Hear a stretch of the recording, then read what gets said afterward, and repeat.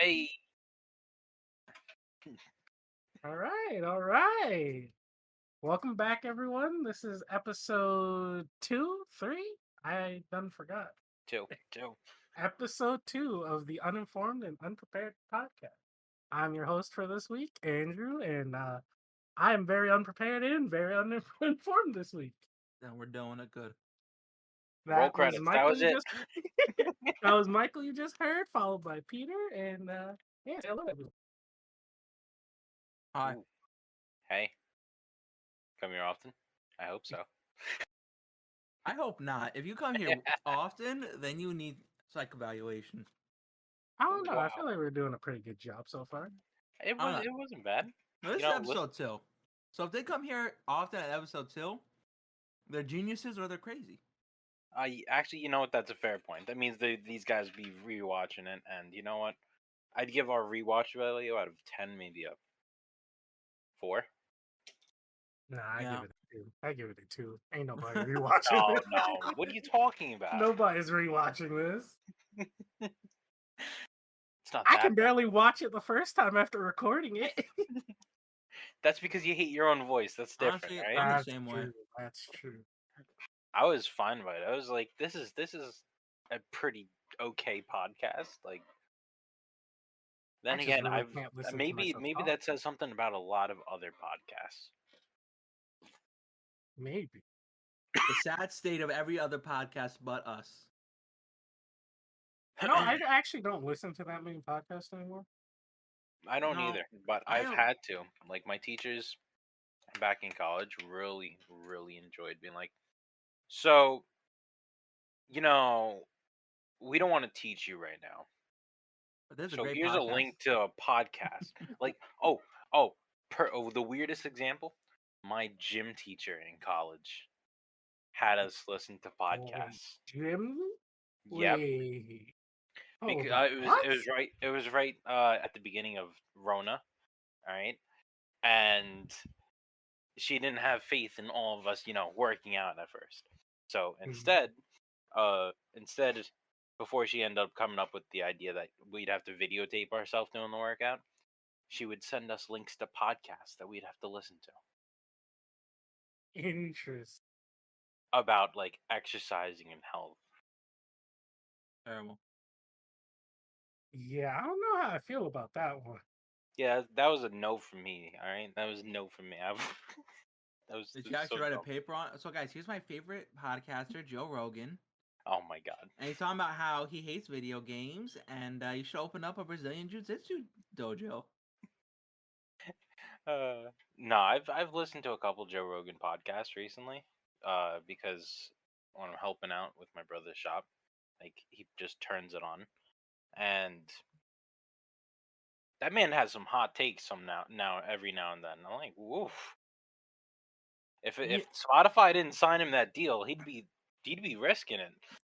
Yeah, I don't know. I'm in the camp. I did watch Joe Rogan podcast for a while, but it's kind of like I don't know. You just get tired of it after a while, you know? It's not like misinformation or just wrong information. It's like I don't know. It's just you get bored of it. I feel sometimes. like he's a contrarian. Yeah, I do too. But there are some times where he does call out his guest crap, and that's what I like about him. Yeah. You know, it's like I invited you, not the other way around. So let's just cool our jets.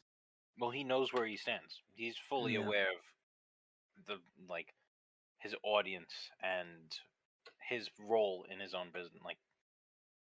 And I think that's respectful. If he invites you to his show, he's inviting you to his show.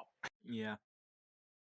But there are other times where I think he just goes way over. Like I remember this one. I was listening to this one episode where he's talking to Steven Crowder. All right, hold on. Just an FYI, we are not Joe Rogan. Oh yeah, no, we're not. We can't get away with a lot of stuff. Yeah, and just so we're clear, like anything we about to say about Joe Rogan, we don't take it serious. If you have one by now, don't take anything we say seriously. It's just all for the memes, somewhat. And then until we're being real, then we're not memeing. But and which will preface it with real talk, ironically. Unless we don't, and then you'll find out. You'll have to guess, I guess, if we're joking or not. Just making But complete Well, I'm clowns gonna of just say ourselves. I don't watch Joe Rogan. I never have, and I probably never will. you know what? You're not missing out on anything. Understandable. Not missing out. Keep enjoying Maybe your something life. culturally important, because I do think Joe Rogan is really into culture, like into like the minds of everybody. But the Steven Crowder episode where he was just hammering him on this one thing. Like he literally asked him, "So what issue don't you care about?" And he like reluctantly said weed. Like, he doesn't care about weed. It's like, "Oh, why don't you care about weed?" And he's like, "Well, I Oh, just don't Steve care said about it." that, or Yeah, Steven said that. And Joe Rogan, Joe Rogan. So he's just like, "Oh, why don't you care about weed? Tell me why don't you care about weed?" Like, "Oh, I just don't care about weed because I'm not a weed smoker, and I don't care if other people smoke weed." And then Joe Rogan just keeps hammering him on why he doesn't like weed, and he's getting into all these statistics with him. It's just, and it gets so in the mud. And I think that's one of the things with Joe Rogan. He doesn't have to look for like a response out of people, but a lot of the times the things he says always leads to it, if that makes sense. I getcha. Like he's not somebody, but he's somebody who will poke the bear. I'll say that. Like he's somebody who will poke the bear and rock the boat. Yeah, And I do can agree with that. From what I've heard from him, he definitely likes poking the bear. like Well, isn't he'll, that like the whole point? That's part of the entertainment of the podcast. and I is- agree with that. But like some things that he pokes the bear about are either inconsequential or he just makes a huge deal about that isn't there. Oh, see, here's the other thing. All right, so he recently was talking to a CNN interviewer, dude, reporter. Sorry, he was talking to a CNN reporter, and the guy was just like, in the sense of poking the bear, he just kept like prodding the CNN dude to just call out his own company. Like, you think this reporter is gonna say, "Yeah, you know what, CNN's trash." I Yeah. absolutely can't believe they did, like, because he was CNN was saying that when Rogan got the Rona, that he was taking, what was it, horse dewormer, Yeah. when it was Yeah. actually the uh actual human version of said drug, not Ivermectin, the I think. horse. Yeah, something like that. And Joe Rogan just kept prodding the CNN reporter just to call out his company. No one in their right mind who's enjoying their career and would like to keep having, a Yeah. job is going to go on one of the biggest podcasts on the internet and be like, you know what? My job sucks. My job sucks. My CEO, absolute idiot. Like, Well, I just thought that was that, like, I feel like the CNN reporter would have totally been within the right to just walk out right there. Like, that's just Yeah. obscene how many times he was just getting, like, begging for the guy to denounce his own job. Like, sheesh. Yeah, and he's a comedian, I'm not gonna say like he's a professional at screwing with people, but he kind of is. No, yeah, no, I think that's a fair statement to say. Like he's a professional at making a joke out of like literally almost every situation he can, or screwing around at the best he can and making something comedic out of it. Mm-hmm. That's just how he does. Like that's just him. So hearing a guy like that in a professional setting, like we're not gonna have Bill Gates on this show, at any time soon. Whoa, don't knock it. If he'd love to come though, hey, charity, Yeah, charity event. but we're not looking to have some sort of super intellectual conversation with the guy. It's not in our wheelhouse. Like I It's think not in your wheel. Yeah, like personally for me, it's not in my wheelhouse. But I think like some of the people Joe Rogan invites on is kind of, I don't know, out of his wheelhouse. It's like, and it kind of leads to something kind of uninteresting. Like if I were to watch a conversation between let's say Martin Scorsese, for example, I wouldn't want to see a conversation between Martin Scorsese and Joe Rogan. I'd want to see Martin Scorsese and, you guys know who Martin Scorsese is? Not a clue. Okay. He's a director. He directed Goodfellas. That other movie I just can't. I don't know. Goodfellas is the first one that comes to mind. I'm tired, as I usually am on this podcast. But and Francis Ford Coppola, and he directed Godfather, Apocalypse War, things like that. Those are two masters of the industry, and I would want to listen to them speak over. Okay, here's a better one: George Lucas and Christopher Nolan. You guys know who they are. Yeah. So, like, wouldn't you rather hear them speak than Joe Rogan and Neil deGrasse Tyson. You know, like that's just what it is for me. Like it gets tiring to hear him after a while. I getcha. It's like you wouldn't expect like MKB, the tech dude. Yeah.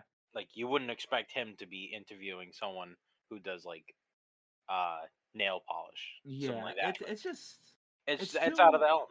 yeah, it's too But fish out of water for me to be interested in. but you know what? Comedy covers a lot of different genres. Right? Yeah. So I think as long as he doesn't just like start, I don't. You know what? I don't think comedy fits in like lifestyle things. Like if Joe Rogan turned around and went to go interview a freaking tech dude, I think that would be really weird and out of Oh place. yeah, yeah. Unless it's like Zuck. Yeah, the Joe Rogan show is kind of his domain where he can just talk about whatever he wants. I mean, for as didn't long he as he do one wants. with Elon, and that did pretty popular? Yeah, that got and I watched it, but it was just something like I wasn't there Oh, for Joe Rogan. Rogan interviewed Oh yeah, Elon? he did Elon Musk. Yeah, yeah. Oh. Did not ask about the battery mines, sadly, but you know it. It was like when I was watching, I was more interested to see what he would say over Joe, and then I don't think I ever remembered tuning into him after that. If I'm being honest, like I remember watching him with certain people, but after that, like Jay Leno, I watched his Jay Leno one. It was awesome. It was hysterical. They both know cars. They're both comedians. They both have, at that point, I think it was 20 years of history under, combined probably like 60 years of history under their belts. Mm-hmm. So it was super interesting to hear from them. But when it was like Elon Musk, I was listening to, I was like, he's just gonna ask what does this mean the whole time, and that was the whole podcast, you know. Yeah, I getcha. But he's a good guy. I'm sure he's a good guy. Honestly, I just say before he what's called reverse roundhouse kicks me or whatever it is he does.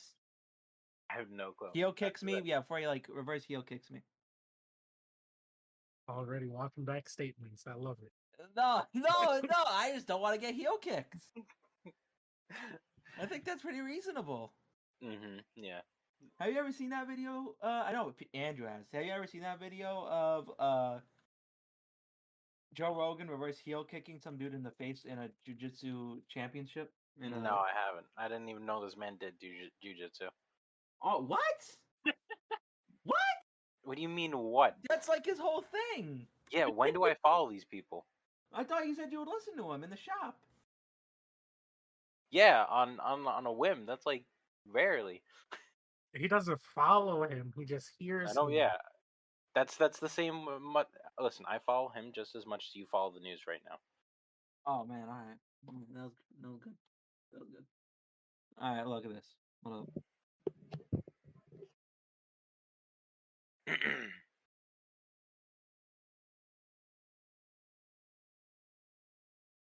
Oh my god! Pulling up the video right now. Right now. No, don't pull up the video right now. We're in the middle of a podcast. I know, exactly. So watch this. I tell you when you're watching. All right. I just joined. All right, watch this. Watch what does this guy. Oh, and it's over. Look at that. That man got dropped. He can't move. So that's what I'm fearful for. That's why I'm backpedaling some of my statements right now. I'm fearful. I'm fearful for my life. Look at him; he's still on the ground, and the video fades to black to him dead. Just write your will out, and it's fine. Okay.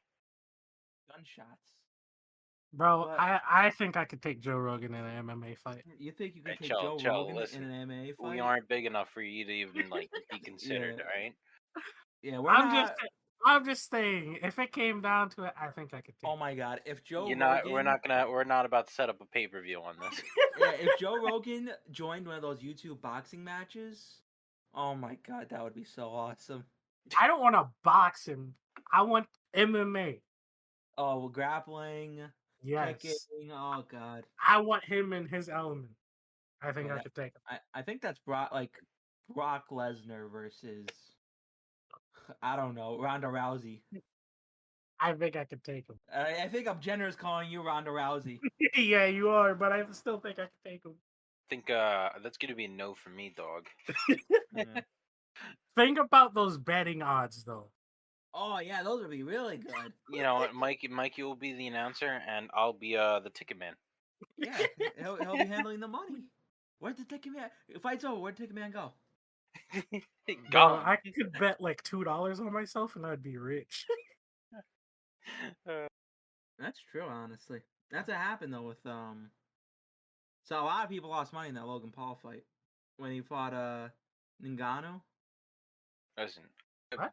I would have just bet against Logan Paul because honestly, I just want to see the man slugged. I would too, but like, Honestly, I don't have a problem with Logan Paul. Jake Paul on me. I think they're both clowns. I but want Jake they Paul to lose a fight bad. both of His them are ego. clowns, and anyway, mm. let's get off this topic. Let's get off this topic. I No, think we this don't is want to great. talk crap about anybody. Yeah, come on. Let's not put a target on Although our we back. just talked about Joe Rogan, but No, but I think the end result is mean- pretty neutral. yeah. I mean, I think Logan Paul is alright. He has some redeeming qualities. What I've seen from any of his videos, and any videos that popped up in my feed from him, I wouldn't say any of those are redeeming. I mean, I don't know. Like, I've watched a few episodes of Impulsive. I don't feel like he's all bad. I don't know, Just but like 80%. I did not know. I did not realize how many people unironically watched him until this kid came in my class last week, and we had to like find unscripted live productions with multiple cameras, and he chose the Impulsive podcast. What?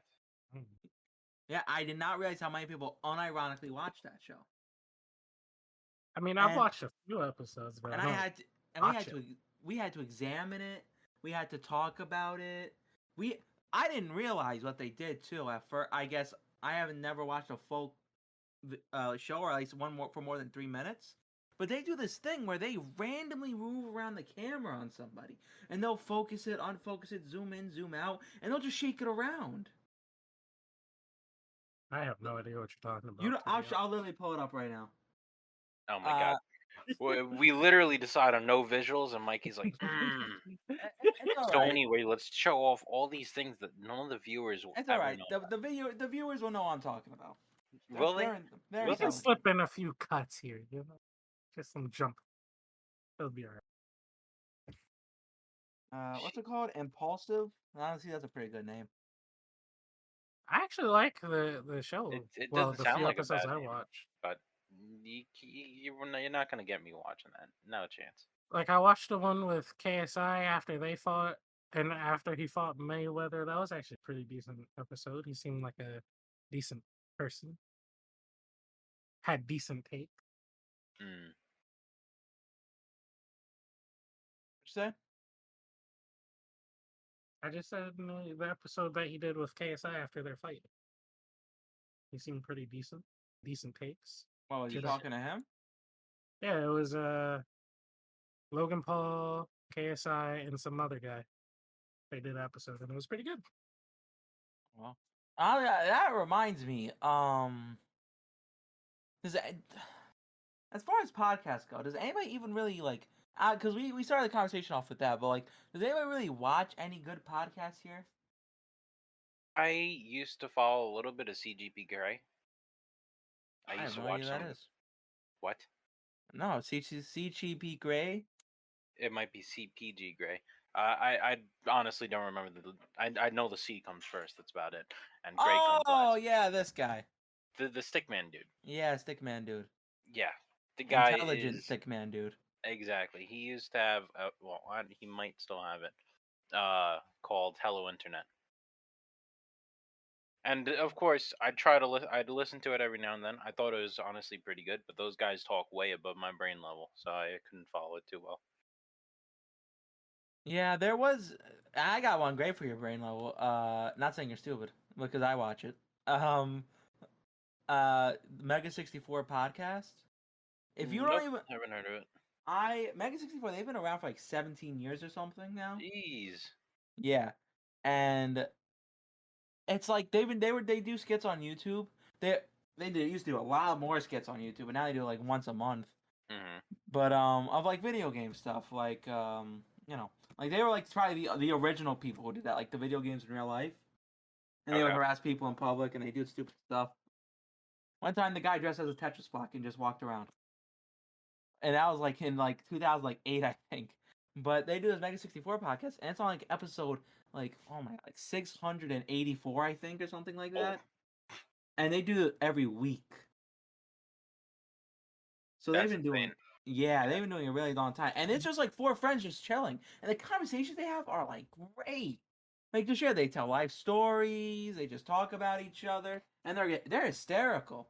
Like they were talking about how there was like some major turbulence on a plane, and they just described how it was like the plane almost collapsing in on itself. Like how there were like drinks going everywhere, and they're like it's like from four different perspectives, and they're all saying like differently. It's hysterical. And that's not a good example of how funny they are. So I just would recommend you watch. Yeah, that sounds like a freaking heart attack. What do you mean? How I'm they not were gonna lie. I'm bored. I'm not gonna lie. how they were describing it was funny, though. So I just recommend you watch that. You listened told me to to not watch that. To be honest.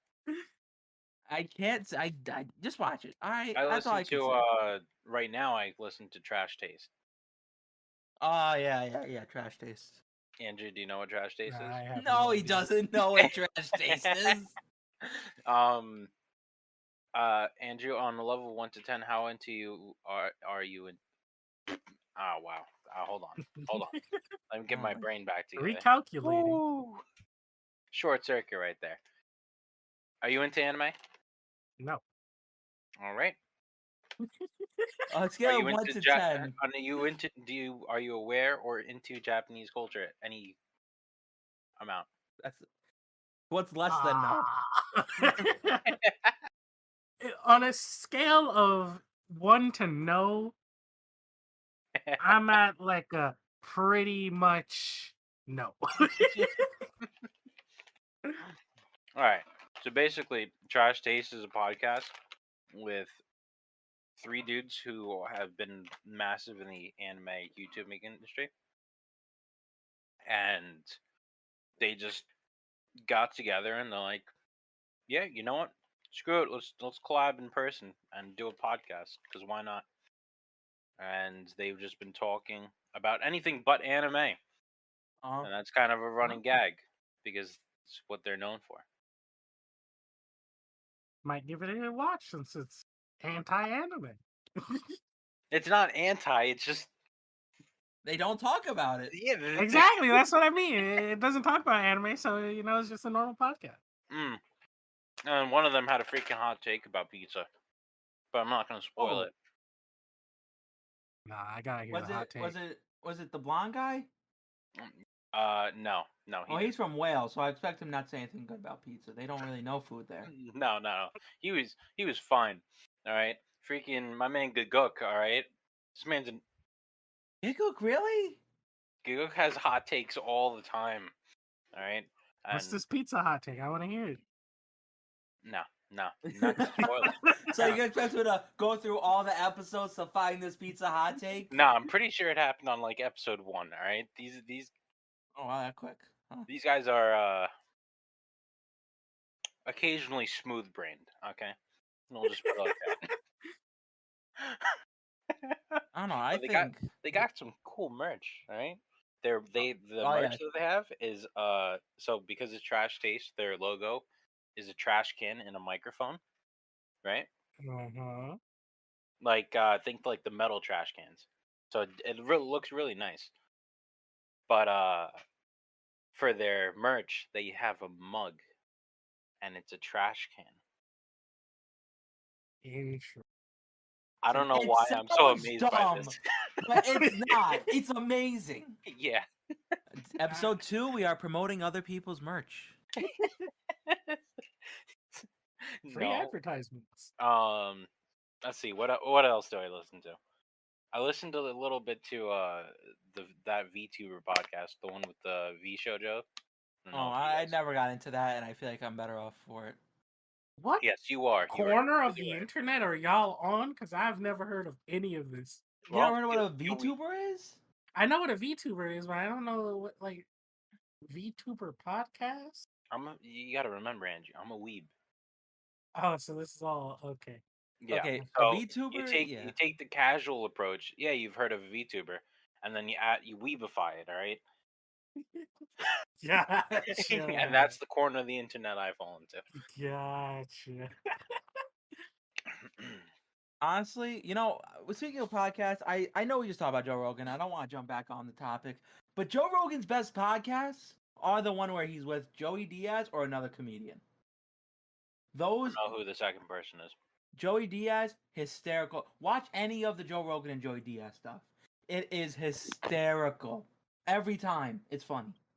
I don't know. I haven't seen a single unfunny episode that didn't make me laugh within So wait, 2 this minutes. guy's a of each repeat laugh. guest? Yes, he's a repeat guest. He's probably been on 20. They're good friends. Joey Diaz is hysterical. And Joe Rogan, like, when he's talking to comedians, he's at his peak. Like, straight up. Like, when he's just chilling, talking to another funny person, that is Joe Rogan. When he's doing some pseudo-intelligent stuff with, I don't know, Jon Snow, I could give an F. Careful, you're entering danger territory of calling the man out. I'm not. I'm saying I'm complimenting him. I feel like, while also You just saying said pseudo-intelligent, all right? That's a compliment. I could say dumb. So what color casket do you want? I hope you wrote your will, all right? He's just gonna send me a picture of like just a foot. I know it's coming. Oh, Listen, my free God. advertising is any advertising. Me and Andrew will carry on without you. Yeah. That No, I'm is kidding. true. And no, just keep me in the chat. I'll stay in the Discord. You guys can just hear my corpse. Bet you'll freaking turn on offline mode and we'll never see you again. Can you imagine? I'm All giving right. you guys permission right now. If something bad befalls me, you have all rights to monetize it. All right, I'll say it one more time so that we can make sure that's not that wasn't like a slip of the tongue. All right. Yeah, that's a One hold more up time. in court. We just want to make sure. Yeah. I, Andrew, currently hosting this podcast, give my fellow co-host permission to monetize my death. Stonks. There you go. You know what? Another funny podcast. It's not really a podcast. It's Hold like- on. Before we just get glued to, simping for other podcasts, I want to talk about modern news. Is that cool? Because I want to know your thoughts on what happened, like, literally yesterday. What happened yesterday? Alec Baldwin. Oh my God. Oh Jesus. Andrew? I'm gonna let Michael go first because I want to hear what he has to say before I make my take. All right. So this is one of those things you learn. I'm not gonna say I'm in film school, but this is one of those things you learn in classes fairly quickly. Is that you kind of have to depend on each other as a team, because when you try and take on more responsibility and not depend on your teammates so much, then you're just gonna end up wearing yourself down, and things aren't gonna get done as efficiently or as well as you think. So what happened with Alec Baldwin was like just a huge like miscommunication. It was a failure of teamwork. It was a ton of things. That was a tragedy above all else. I don't think Alec Baldwin responsible at all. I mean, there was so much going on there. I just know, like, I've had to shoot before, like in different places for class. And I know what it's like. Clarify it. Shoot as in filming shoot. Film. I had to film in places where it's hot, you have a costume on, people are tired, you don't know what's going on because there's about 20 different people on set, and you're one of 2 actors. And the 18 other people are equipment guys and cameramen and production assistants who are just following the rules of like 2 people. So what happened with Alec Baldwin when he got handed that gun, not only was it by a production assistant who, now I'm not going to say didn't know what they were doing, but just clearly didn't know what they were doing. Because he knew that the gun was hot. When I say hot, I mean it was loaded with a blank. I'm sorry, I didn't mean to laugh there, but you literally just said I don't want to say didn't know Yeah, what they were doing, but he and then didn't know immediately his- said it. I was gonna let that one slide. He really didn't know what he was doing. I mean, Alec Baldwin, who is a professional actor, has been doing it for, I think, a little over 2 decades. I think 3 decades. Who has been acting professionally for almost 3 decades, and knows the gun is hot, knows it has a blank in it, and they're asking him to fire it multiple times up close. At not only another actor, but also at all the set people, because they're on the other side of the gun. Interesting. I actually heard a bunch of conflicting reports. The night that it happened, all I saw was reports and reports about it having a blank in it versus some other type that is also sort of a blank, but it doesn't shoot anything. Well, here's the thing. But then I heard a report today saying it wasn't a blank or this other type, it was a loaded bullet. Well, I don't believe it was a loaded bullet for a second, solely because there aren't any. They do carry loaded bullets on set, but for something like this, why the hell would you have a loaded bullet on set? Well, because sometimes they just want it. Like sometimes they'll have them shoot. Like let's say there's a scene where a guy's like testing his aim on some bottles, or the guy shooting at the ground, so they want like that stuff to like the dust to come up, and they want the explosion on the ground. Do it in freaking CG, for God's sake. Well, they didn't always have CG. What'd you say, Andrew? Bro. All I was gonna say is I want to know how recently you guys heard of. I heard about it today, that morning. No, I mean the latest information, because I was actually yesterday researching it today. Excuse me. And apparently, it was a live bullet. And when whoever gave him the gun, they said it was a cold, meaning blank, but it was actually hot. Actually, cold. That's just what I heard empty. as of today. Cold means what? Regardless, cold means empty. A blank still fires. This man legit was convinced that he had an empty gun. Yeah. But it turned out it had a live round.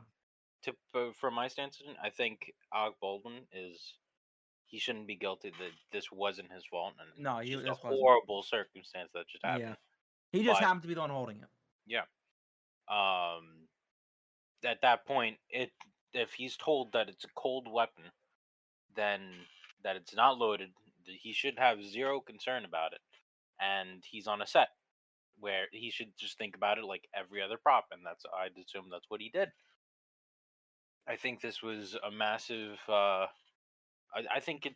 All right, this isn't a small time studio. These are a bunch of bigwigs. All right. Well, there's no reason they couldn't have done this in CG. There's no need to have live rounds or any dangerous weapons anymore.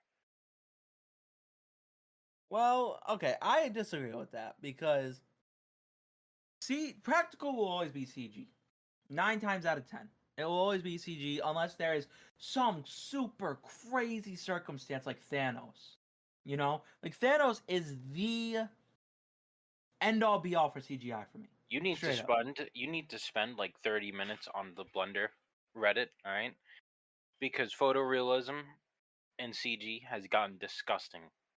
Well, no, I believe it's still good, but it'll never be practical. Like, I don't know about that. I don't know about that. I've seen too many freaking good renders that make me question the real world. Like, I know, I believe you. But the thing about movies is they're not tricking you into thinking it's real, but they want it to be as real to you as possible. So when you see a character on screen die, you want to believe they're dead, you know? Or when you see a character get stabbed or cry or throw an ashtray at somebody's head, you want to believe all of that is as real as possible, and it sells you on it, you know? So CGI right now just isn't in a place that it can beat practical. It'll never be in a place. I think it can replace guns. I think it could easily. I don't think it can. It can never. There's Andrew? too much. I think it could, but I still don't think that you have to remove practical effects in camera. I'm not saying removing all. And wait. I don't think that they necessarily shouldn't have a gun that fires live rounds. But the way they handled it, there should be way more safety systems to make sure that a live round does not end up on set. You can At put all any the point, safety requirements you want. You can't fix stupid. That's true. well, Why then do you that just think comes down to engineers better still people. have to improve all these different codes left and right in daily life? Because they have to account for new levels of stupid that they come across. Well, then that just comes down to better training. So, if you remove the situation entirely and remove freaking guns from the set, you can't have a situation like this. All right. Let me ask you this: what do you mean by guns? Do you mean by any gun, even a fake one, or do you mean like just Tell me, live can a rounds? blank kill somebody? Yes, that's how Take it Bruce off. Lee's son died. I haven't looked into that. I heard Bruce Lee's son died on set. I don't know how though. Yeah, he had like a charge because like what a blank is, it's like a little piece of like I can't remember. It's like some sort of paper that like explodes, and like there's still a casing and a bullet in there. Well, there isn't a Not a bullet. case. There's a casing with gunpowder Oh in it, yeah, and that's it's what I meant. That's what I filled meant. with Sorry. paper at the end, so you Yeah. get the firing without a projectile. But if you're close enough to it, And, it like can it's still still. an explosion. Like that's So- a bomb. Yeah, get that So crap I'm off set. asking, like, do you mean like blanks, any gun, live rounds? I What? mean, if it has a decently high chance of killing somebody, and it can kill someone just from sheer negligence. Get it all set. You can make the argument for knives, Yeah. hammers. Yeah, but that's why they have aren't there like freaking breakaways and stuff like that? Rubber Mikey? bats. Yeah, Yeah, they have rubber bats. You know, dull knife. Even the dull swords and stuff, they're still metal. They just don't have the edge. yeah, like they take all these extra precautions for stuff like that. Why would they not take it for guns? Well, they do take it for guns. It's just that like the person, like they said it too. The person that handed him the gun was a production assistant. And I'm not I saying wouldn't let a freaking live round anywhere near my set if I was in charge of these things. well, you're not a director.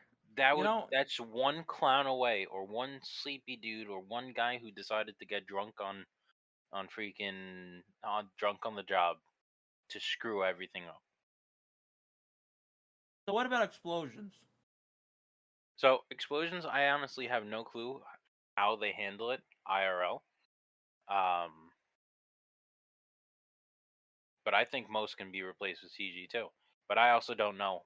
Like, if you showed me an explosion in film and asked me if that's a real explosion or not, or a CG, I'd say 6 times out of 10 I could tell you if it was CG or not. But I'm not too good at that. That's what I'm saying. Well, I know you're uninformed, but I'm still going to ask you for your opinion because that's just the way of the show. That's Okay. just how. So I don't want necessarily your opinion, but if you had the choice, would you have wanted it to be a I would rather CGI have- explosion or a physical explosion? I would rather have a CGI explosion. We're not at the early 2000s anymore. We can make some pretty freaking good CGI explosions. Yeah, but there's just something about practicality that makes something so much better. It sells itself much better. It looks real. Unless you're about to do a freaking was it George Lucas who made the mini sets? Yeah, well, a lot of people did. You know, even Lord of the Okay. Rings, So CGI if and you're many doing a sets. mini set like that where there's literally like no chance of it actually blowing up and murdering somebody, yeah, fine. Go ahead, do your practicality if you're doing a mini set. Okay, How about just having higher standards of That's safety? well, I believe in that. as I said with the higher standards of safety, you're only one idiot away from updating those higher standards of safety. That's why you make different checks. Like if there was a chain of 5 people where that gun had to go through and be checked before it was even allowed near set, that wouldn't have happened. You eliminate the culpability of one person. Until some idiot still grabs the gun. Well, then that's just criminal negligence. I'm just saying, it's still one idiot away. No, versus I'm talking about there's like no the danger. guns are locked in an armory, and it takes the 2-man system, 2 keys turned at the same time to get the guns out, and then they still have to be checked and passed. There is a point at which you oh my Jesus Christ, I can't. You make the chance of something going wrong on accident 0, or as close to 0 as you can get. So I don't feel there's the All need right. to So eliminate. say you set up so many protocols that if the protocols are followed, the issue is not there, right? Mm-hmm. Say you take that approach. Tell me, how many times have you seen your managers just throw away some protocols because they didn't feel like it, or your coworkers throw away some protocols because they didn't feel like it? That's why Happens in you happens in implement a stage system, like I was talking about. You don't put it on, oh, one person can just be like, oh, I'm not doing it. You put it on a bunch of people. It has to be checked by this person first. Then it goes to this person. Then they have to check it. Then it has to be okayed by this. And then when it's given to the actor, they have to visually confirm for themselves. And then you go forward. I don't know. So Yeah, then that stops the problem. I don't think that would stop it. Actually, because can I people talk? Can we talk won't- about this real quick? This Go has ahead. to do with this. So, okay, this is crazy because I remember thinking about this like a couple of days ago. I'm like, wow, this is happening. I hope nothing bad happens. But there have been walk-offs on sets because studios aren't paying their people enough. So actors, cameramen, production assistants, directors, everybody has been walking, or not directors, has been walking off set and not working on the movies anymore because they're not being paid enough. They're unionizing basically. Yeah. So El Dorado Studios, that studio's behind the movie that's getting shot, that Alec Baldwin, the incident, they hired a bunch of people who were never going to unionize, who were cheap and who were, just ready to do the job easily. So they got some cheap labor. Got it. Yep. And Alec Baldwin, director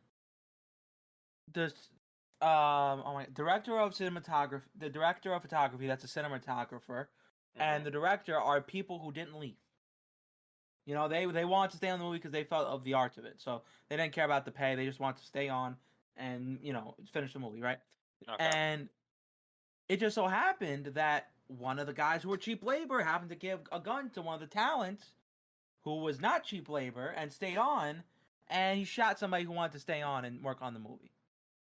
So because the studio hired cheap labor and they didn't want to pay their current their current staff, they walked off, and this happened. So what do you guys think now? I stand by my point. No, I think I'm gonna stand by my point too, because Okay. this just proves that you can. I'd imagine these guys are trained in some way, shape, or form.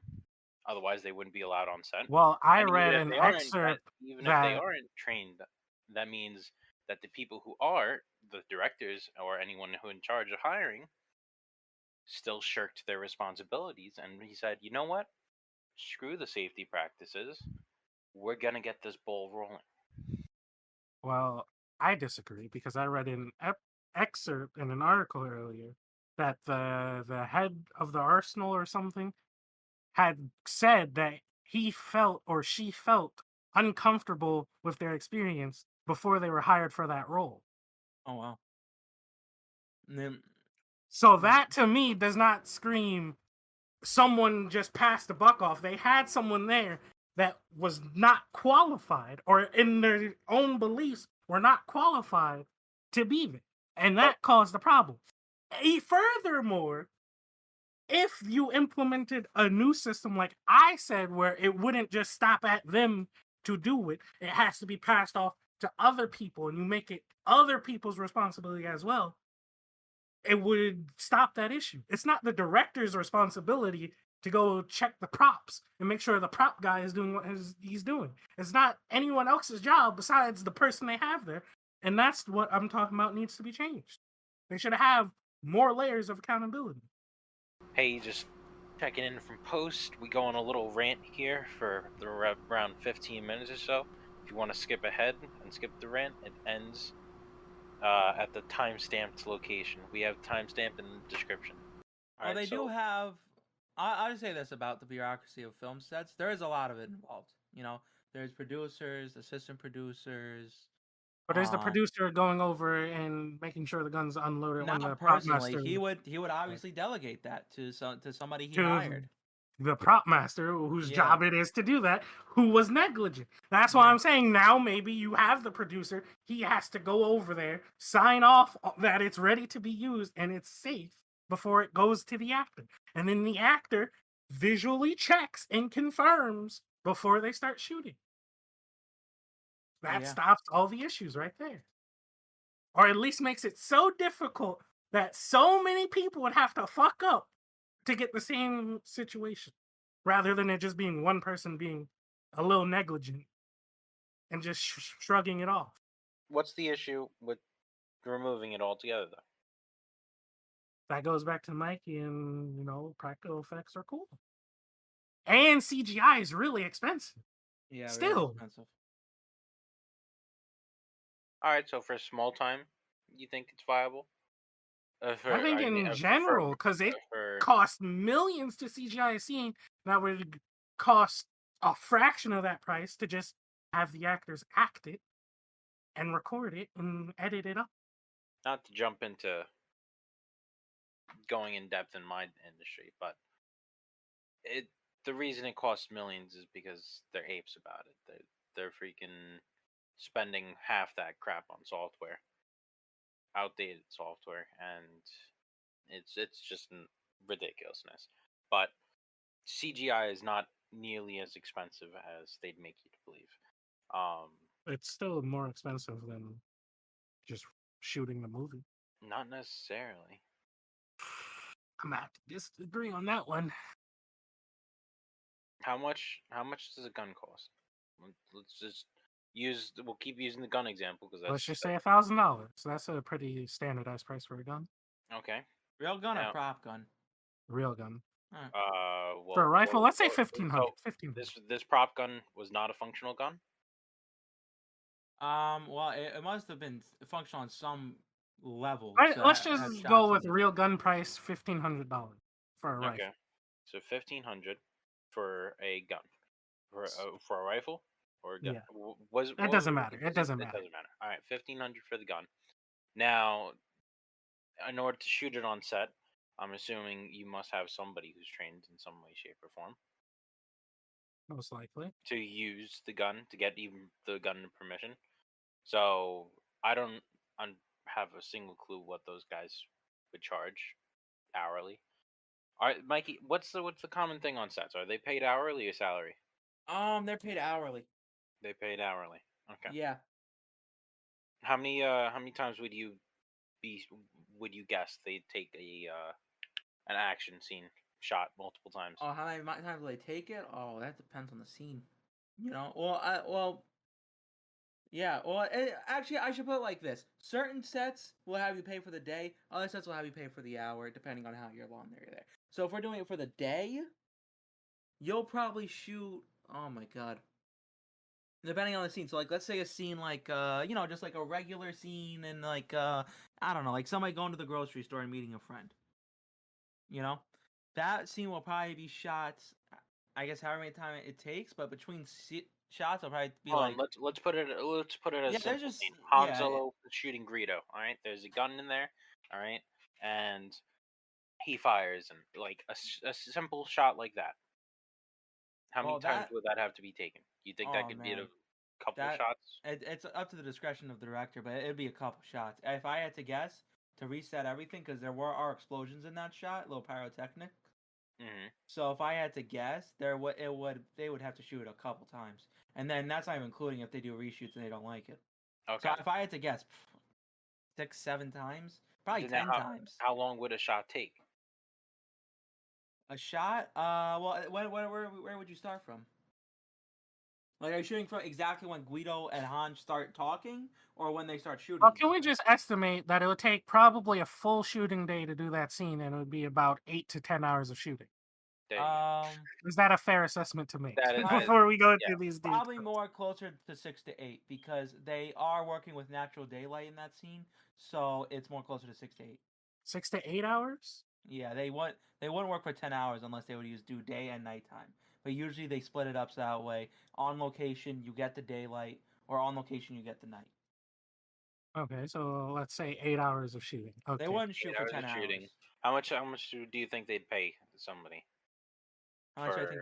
No, actually, that's a pretty crappy question. Depends on your level of Yeah, experience and how yeah. high you It depends on a lot of things. I are. mean, yeah, I Well, wouldn't even be able to tell you. would you think for that 8-hour day of shooting, trained professional for dealing with guns, and I'd assume he's also the actor, or so? What costs are we looking at? Are we looking at the actor's role? Are we looking at the actor and the gun handler's role? For what? Just the talent? I want to total up an idea on the price for what it Well, costs to have that gun on the set for that shoot. if you my were God. gonna do CGI, you would need the actors regardless. So I think Yeah. just the gun instructor or Okay. whoever. Well, you make would probably need, a gun instructor. You probably need a prop master. You would need a lawyer because everybody would have to sign waivers. Mhm. That everybody's gonna be using a gun. That everybody's gonna be trained using a gun. What else? You would have to need the prop itself. So that's already 3 people we're hiring just for this one gun scene, and we're Okay. getting one gun. And we're actually gonna make 2 guns because just in case something happens to the first gun, we have the second gun. So you're gonna make 2. You're gonna get 2. So that's 3,000 for the gun. Yeah, Guns. just for the Alright. guns. Just for the guns, and then you have the 3 uh people who deal with the gun. Yeah, probably aside from the talent, yes, 3 people who deal with the gun: the prop master, the oh god, I can't remember, the prop master, the gun master, and the other guy who I forgot to mention. Well, you said the talent for that. Yeah, oh yeah, The okay, so we're talents, including the talents talent. are regarded in both sides. All right, yeah, so yeah, the So talent. 2 people, because we're the talents. Talents in both scenes. Talents in the digital version and in the real world. Yeah. So you're paying for 2 additional employees and the gun. Yeah. The guns twice. Yeah. What's an average salary? Oh man, I wouldn't even know where to begin. Don't Google it. This is feel the like that's Uninformed a and Unprepared. very subjective thing. Yeah, Prop that's a master. hard question. Aren't these common roles? Average prop master in the U.S. makes 46,000. Average bonus for a prop master is $1,000, which represents 2%. So 46,000. Let's just say that. Where are you, calculator at? Wait, salary? I thought. Oh wait, right. You can convert to hourly. Yeah. 46,000 That's pretty crappy. divided by. It's only a little above minimum wage. Oh yeah, you're not making much unless you're like a producer or a talent who gets a percentage of the movie, or a director, things like that. CGI's don't get fucked. I don't think so. Continue. No. CGI artists are paid like crap. Divided by 365. They're Actually, not this bad, actually, though. that depends on what type of salary this person's getting too. Are they getting paid for every day they're there, or are they just getting paid for? So we're doing it based off the the single job. shoot. We're doing this Off a single so 8 shoot. hours. So 8 hours of pay. So they get 1 day's worth of pay. God. Oh, it's taking so long. 46. That's $126 for that day. That's not true at all. Just saying. That would probably be something closer to $200. Okay. So $200 just for the prop master, and the talent. That could be anywhere. I feel like we're lowballing the fuck out of these Yeah, motherfuckers. that sounds lowball as hell. Yeah, that I feel like they would at least If get that's- like $1,000, Yeah, $2 if that's grand. if that's Okay. the situation for it, like, geez, You're what's wrong working- with that industry? You're producing. I just learned this actually recently. You're producing probably 3 to 4 projects a year. Okay, So so most of your salary is gonna that's be from. bulked So that's up like. in Well, that. let's round that up to 48,000. That's $12,000 a project. Okay, So that's a prop master. I guess. Oh yeah, so because it's not spread throughout the year, you're not really. It's not right to calculate it based on Yeah. the full year because it's spread throughout the projects. Yeah. So exactly, you're making money per project, not like I go to I do a 9 to 5 every week. So So it'd let's be do 12,000. That's the cost of one project, and let's say there's on average 4 to 5 intensive action scenes that they would do. So let's divide it 12,000 by 4. You get 3,000. Let's call it 3,000 All right. for one. So that's for the prop 3,000. master. So 3,000 that's for just the prop. 12,000 for all the props, not for the gun. You can't. I don't think you can calculate for the gun. Just 12,000 for this guy's getting paid to handle all props. Yeah. So the prop master's there either way though. Yeah. So I think we can leave him out the equation then, all right. right? That's That just makes making sense. my life even Yeah. better. My Yeah. argument is seeming peak at the moment. Oh my god. All right. So then the gun trainer. Actually, it'd probably be called weapons training on set. I don't know jack about being on set. Hashtag digital life. Oh no, I'm sorry. I guess now it's upgraded. Gun safety. Gun safety.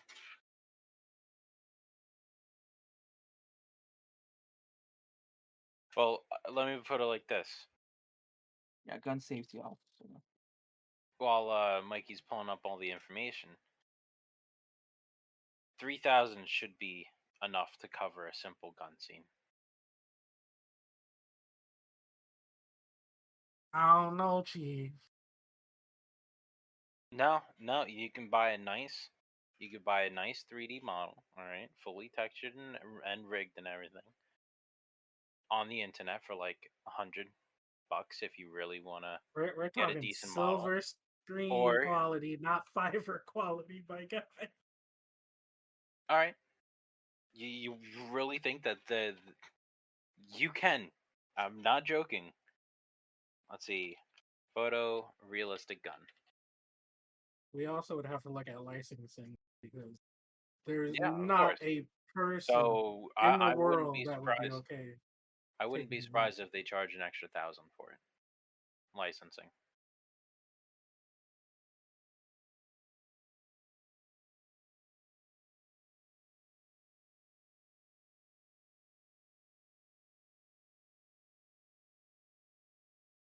Guys are That's selling that's it about for 48,000 all for an summer. armor.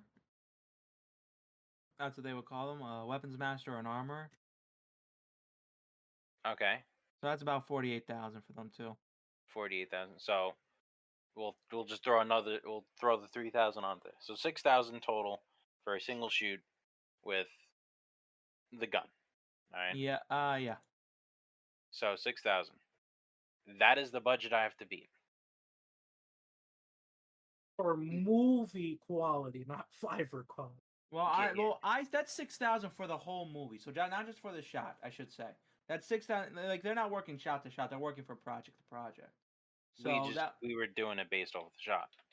we should probably do it because that's not how they would be paid. If I'm being honest, that's not how that would work. You know, it's a flat rate. It's not like I come in for 4 hours, so let's divide it up. You know.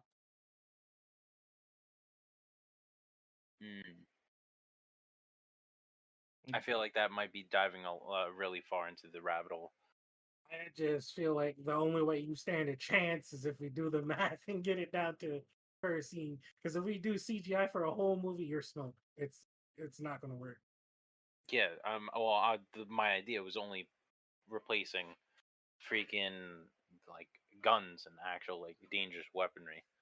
Dangerous situations can be removed and replaced with CG. And I believe that's cheaper and safer. Safer? Yes. Cheaper? Nah. Average seat photo. It also depends on what path the studio itself wants to take. You can hire a single artist to do all the photo and all the modeling and whatnot, and you could a 3D generalist to do all that, or you can like get a studio who's dedicated to it. It all depends on the route they want to take. But yeah, you can find freaking super nice 3D models for fully licensed for sub $100 of guns. Sorry, Oh, say it. no. Say that again. That you can find photorealistic guns, 3D models, fully textured and everything, for like $100. I'm not gonna argue. This is not my argument, but I'm just saying it I could am- be replaced, and well, you it don't have can be to replaced. cut off your arm and sacrifice your child It's just a just matter of how just good so it it could be can done. go, and how much are you gonna pay the studio for that guy? Because a lot of these studios, they don't have in-house CGI guys. They pay out of house. Yeah, They no, would hire a that studio. makes completely sense. Yeah, so like they would hire a studio, like let's say $8,000. I'm not saying that they're gonna hire this one, but like $8,000, and the studio's gonna have to figure out how many guys are doing it and how much they're paying them. So it's just a matter of like, we need this shot done for this amount of money, or we need this scene with the gun for this amount of money, and we need to CGI this. Yeah, I mean, And that also adds those are all time. variable rates. It's Yeah. all variable rates, I but feel like this is hard to honestly. I think we're kind of in over our head, trying to figure this out. I guess. I feel like CGI is clearly going to be an expensive route. Considering most of those people you would need regardless, even if you weren't going to do a gun scene or an explosion scene. Oh, I think that's the end of that conversation. We're not getting anywhere. Because see, it's just so hard. Like, not only do none of us know what we're talking about, which is the usual case, but it's just hard. Like, Too many things to crunch, too many factors so in. many factors going on. Like, we didn't even set up a good movie, like a budget for the movie. We just said, so yeah, this random shot, and there's random two dudes. That's also another thing, because it could become very complex in the shot, and that's going to eat up a lot more time and budget in CGI than adding 2 more explosions and 2 more guns. Is it? Really? Yes, really. Maybe. It depends on what things you're trying to pull. But that's it. It just depends. Like a slow-mo scene. I feel like the budget would ramp up a lot faster with CGI involved. For a slow motion scene? No.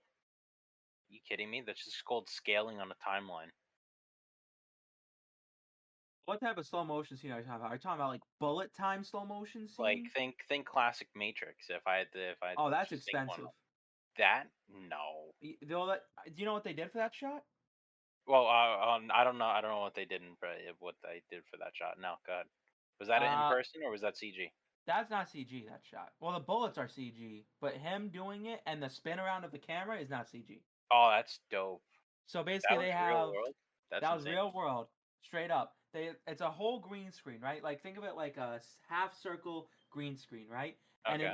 And there are cameras at like right next to each other, all in a descending, like to follow the camera movement. So they're all taking photos at the same exact time to show the guy like in slow motion and like in stillness while the camera moves. That's a crazy technique. So it's like God.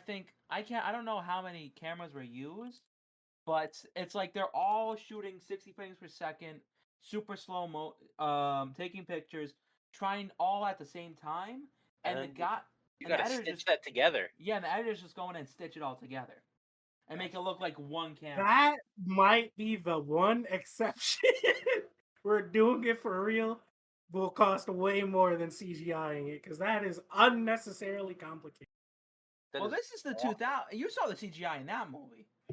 Yeah. In the Matrix. So believe it or not, I never did a full sit through of the Matrix. I've watched bits and pieces of it. It's amazing. Honestly, the more I watch it as I get older, I will have a more appreciation for it. It I was mean, good for its time. I don't really. how was the last time you watched it, Andrew? Probably a few years ago, like 5 I years. think you should really 5 years. You should really watch it now. It is. I pick up on so many things now. I feel like Like, watching it now, I don't have the same oh no, I hype or recommend watching it now. appreciation for it. I think I'm not. I don't want to say this because I kind of would have wanted you to notice on its own. But pay attention to the color tones in the movie. That's all I'm gonna say. Just pay attention to the color tones and how they shift. Just that's all I'm gonna say. Okay. All right, but that is one that's a practical. Obviously, the bullets, CGI, and it is on a green screen, so there is CGI there too. But yeah, that whole thing, that whole camera pan is completely CGI. It's just one camera, just a bunch of shots at the same time. How many cameras? I'm just gonna look this up real quick. How many cameras used for Matrix bullet time shot?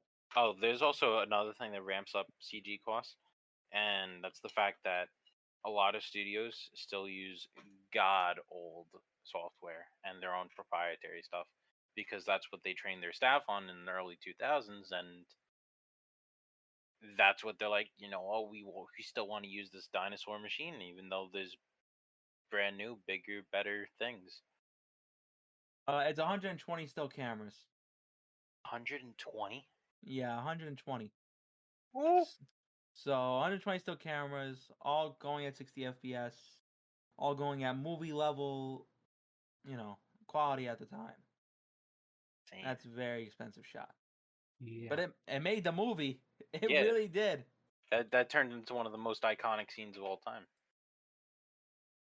I mean, Oh yeah, it's fractions of a second. They fired it fractions of a second of each other, creating super slow motion. So it's not a video. I was wrong. It's No. just They definitely camera. they stitched images together. Yeah, they stitched all the images together, and they just took it within what was it, a fraction of a second of each other, which is crazy because you don't even notice.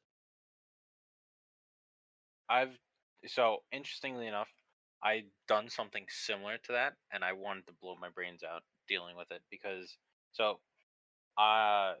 in my effort to study as much different 3D modeling techniques as possible, I came across a technique for photogrammetry in which you basically do that, and then you have to stitch all the images together in space in order for them to basically perfectly orbit the object, and you position all your camera shots so you can build a 3D model based off of all those pictures. And the effort that you have to go to make these things align, well, prior to the recent year where there's like stupidly strong programs and doing that, it was just obscene amount of effort. Like, and this guy did it well enough to make me think that like the entire scene is CG included. Like that's impressive. Well, I saw the Lord of the Rings special effects. Have you guys watched Lord of the Rings? I tried. Okay, I gave it a nice, good old try again recently because I'm now into D&D and all this stuff. So let me go check out Lord of the Rings. I was bored as hell, dude. Like Really? that was so Oh my god! boring. I started on the first movie and I was just like, yo, Which one, The Hobbit or Lord of the Rings? Lord of the Rings. That's strange because Lord of the Rings and Star Wars are basically the same movie. No, I How they're written. did not get that feeling whatsoever. I got to watch a guy be conflicted about taking a ring from an old man for like 30 minutes until finally and hero's journey. All right, listen, I wasn't expecting to watch his everyday life in the meantime. The journey process is literally like stretched out unbelievably long. I sat through like 3 hours of. Oh, you watched the extended edition? I watched whatever I found online. Oh man, that's why they have the theatrical edition. That was rough. Extended edition was just like, Peter Jackson, we're gonna let you do your thing. Like I walked away from that, and I'm like, I'm not gonna watch the rest of the series because. Oh, you finished it for the first one? I watched all 3 hours of it, and I'm like, I walk away. There is so much emptiness in that. Oh yeah, you shouldn't have watched the extended edition. It basically made me forget everything that was going on. Honestly, I really liked Lord of the Rings. I can't remember. Oh yeah, I brought up CG. I'll revisit your point, but Lord of the Rings is one of those movies where it's like half practical, half CGI because Mhm. they do miniatures. I mean, the effects behind Lord of the Rings are fantastic, Yeah, especially I didn't think the effects were bad. especially the forced perspective with the hobbits. Awesome, breathtaking, and all the miniatures they do. Like, you know that place, that Elvish like palace place where they Okay. have the meeting. Yeah, That's yeah. all miniatures. Like, Really? only certain parts of the backdrop, like the nature and far off buildings, are CGI, are green screen. That's actually really well done. Oh my I god. know, right? And I've about never how seen it. dude, you gotta literally, if you don't like Lord of the Rings, I completely understand, but just look up like shots from that movie. They're breathtaking, almost as breathtaking as the Star Wars, honestly. But yeah, how it's written, I really liked Lord of the Rings, honestly. Like, and it's the exact opposite as you. I hate orcs and wizards and all that other bullcrap. I hate that stuff. But man, Lord of the Rings was so I good. Like, freaking love fantasy, my dude. I hate fantasy. I So think you hate wizards. What's your take on Harry Potter? I hate Harry Potter. There we go. All right. Listen, I I am going to didn't. disown you. No, Harry No, Potter. no, Okay, I let me didn't get into. rephrase. I didn't get into Harry Potter either. See, there we go. Let me rephrase. I like Gandalf. That right there. That's a miniature. I am going to disown both of you. That is I one am hell. about to quit this podcast. How do you not like Harry Potter? Dude, I Harry Potter. I so don't it. care. You go. You Go go. ahead You go. on. No, no, No, no, no, no. you go. You go. All right, fine. I I'll don't go. care about Muggles. Then he I goes. don't care about Gryffindors. I don't care about the Thunderbolt stupid tattoo he has. I don't care about whoever Snape is. I don't care about what's his. My question is, have you ever watched Harry Potter? Yes, I watched the first 3 movies. I don't. There's Well, 7. I don't care well, for it. movie 1 and 3 are kind of trash. I'm not Andrew, gonna. Movie 1 is dog shit. It's actually very bad. Chamber of Secrets is amazing. Prisoner of Azkaban that's is the one with the alright. giant snake. Yes, Yeah, that one's pretty good. that's my Uh, favorite one out of all of them. The that third that, one that wasn't bad. is lukewarm, but the rest of them are pretty good. I'll let Peter talk now because I said my piece. It's the same issue I had with Matrix and all these other big films. I never sat through them. I've watched too many clips, and because I've watched so many clips in the passing of my life, it ruins the movie for me, and I can't sit down and watch it now. I'm like, oh, I remember this part. Oh, I remember all these parts. Okay, I can't watch it now because I already know what's going on. Why would I waste 40 minutes? Well, the thing is, the closer you watch Harry Potter, the more details you will notice that you didn't see in the clips. Like, I've watched the movies a good 3 times this year alone, and I'm still Jeez. seeing new stuff that I haven't seen in the last 20 years of watching the movie. How many times have you watched these movies? In my entire life, probably at least 10 times each. All 7 of them, 10 times What? each. Eight of them, because Deathly Hallows is in 2 parts, so 8 movies. I'm gonna I call a love that therapist and movie. schedule a meeting for you. Those movies are actually so good. I I've actually just seen started rewatching it yesterday, and I watched the first one, second one, and third one that is between yesterday and today. insane. So yeah. Even no. for the things that I thought were absolutely like a gift from God, I have not rewatched it to that extent. That it's Harry Potter is the only series I can rewatch. There's No other movie I can rewatch. There's one show that I watched that I watched 7 times. All right, I watched it 7 times over the course of 10 years, probably. Wait, you watched what over the course of 10 years? I watched the show over 7 times over the course of 10 years. What show? It was Toradora. I don't even know what that is. It's an anime. Okay. Well, Yeah. that's the end of that conversation.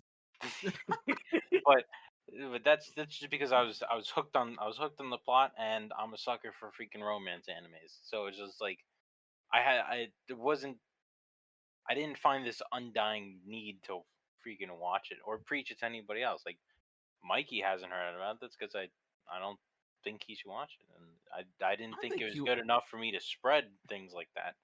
I think if you guys give Harry Potter a chance, you would like it. That's why I'm mentioning. Oh, hold on. You think you watched it 7 times, but you don't think it's good enough to recommend?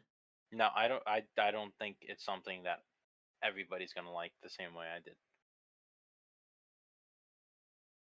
I was a sucker for basically every plot point that showed through at me. Well, I'm not telling y'all to go watch Harry Potter 70 times like I did. But But if you, you wanna should at join least the watch. cult, No, you guys should watch through it one good time. All 8 Mikey movies. just said, Mikey, what? Watch 8 movies? I'm 8? I sorry. thought there were 7. Oh my You just god. said? Wait, let me count. There's Hold on, Sorcerer's Stone. hold on. That makes it so much worse that you watch each of these like 10 times each. 8 movies. Let me count them. There's Sorcerer's Stone, Chamber of Secrets, Prisoner of Azkaban, Goblet of Fire, Order of the Phoenix, Half-Blood Prince, and then the Deathly Hallows is split into 2 movies. So yeah, that's 8 movies. Oh Mikey, my god. Mikey, how many times have you watched Naruto? Oh, twice. Okay. All of it. Twice. How long is a Harry Potter movie? About 2 hours. Maybe a Okay. little bit more on some Oh of my them. god, I see where this conversation is going. Okay. So Naruto has about 720 episodes. That sounds about right, Mikey? We should call it 630 because 630. You're removing fillers. well, I'm not removing fillers. I'll say I watched 600. Actually, no. You know what? Yeah, 720. Yeah, 720 because I watched 500, all 500 and all 720 at one 20 point. times 2 Minus 130. times 20 minutes long, divided by 20. Divided by 24 hours. 60 minutes, and Oh, then yeah. there's 24 of those. So you spent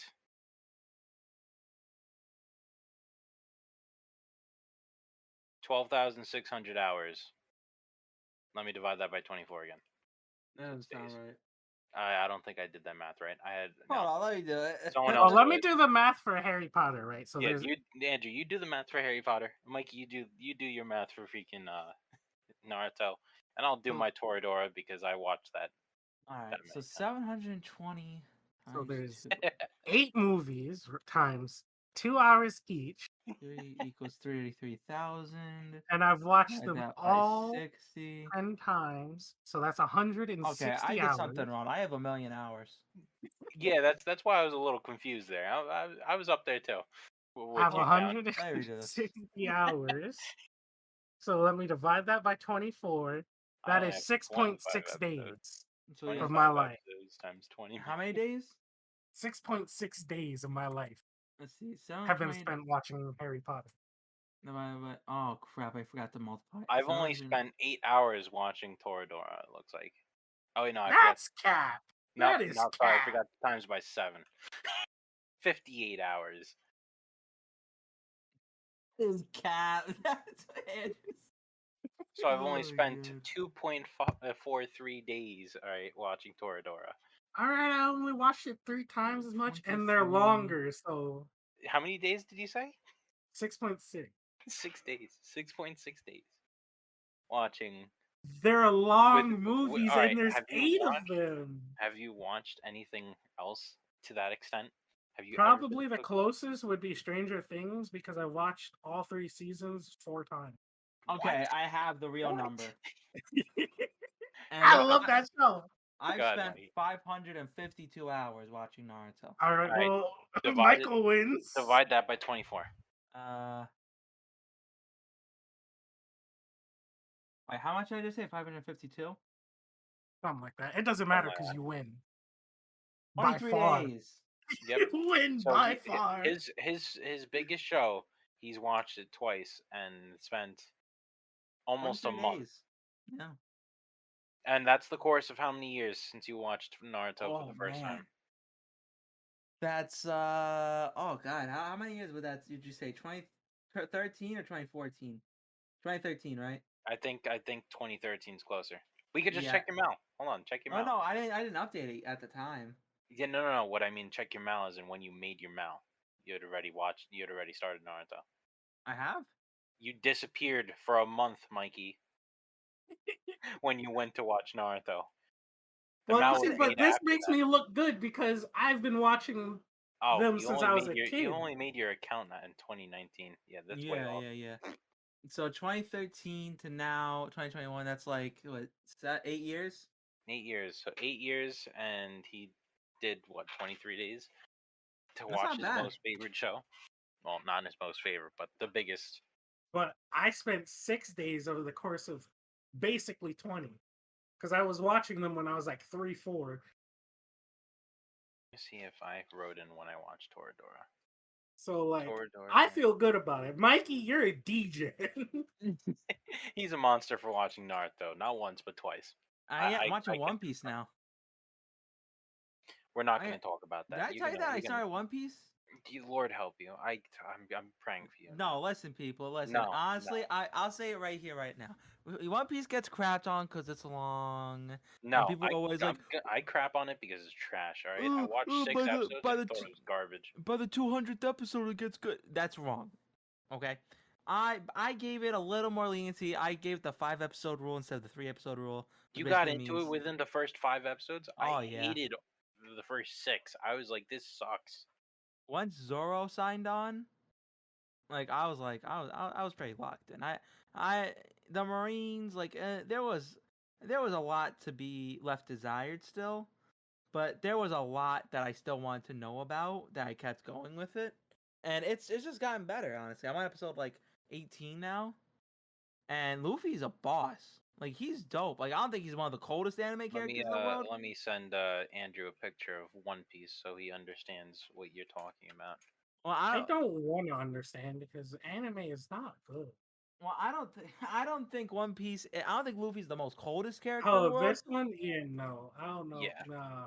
Nah. That's a Chief. fat no for me, dog. Okay, this is a pretty crappy picture, honestly. Like, This what the F literally- is this that's last literally- one? Nah, because like The I've first one's the seen manga stuff from and the this. second one's the show. What I'm do you- talking about my girl Nico Robin. Like, what did you do to her? That one's literally from the freaking show. That's the 1000th episode, apparently.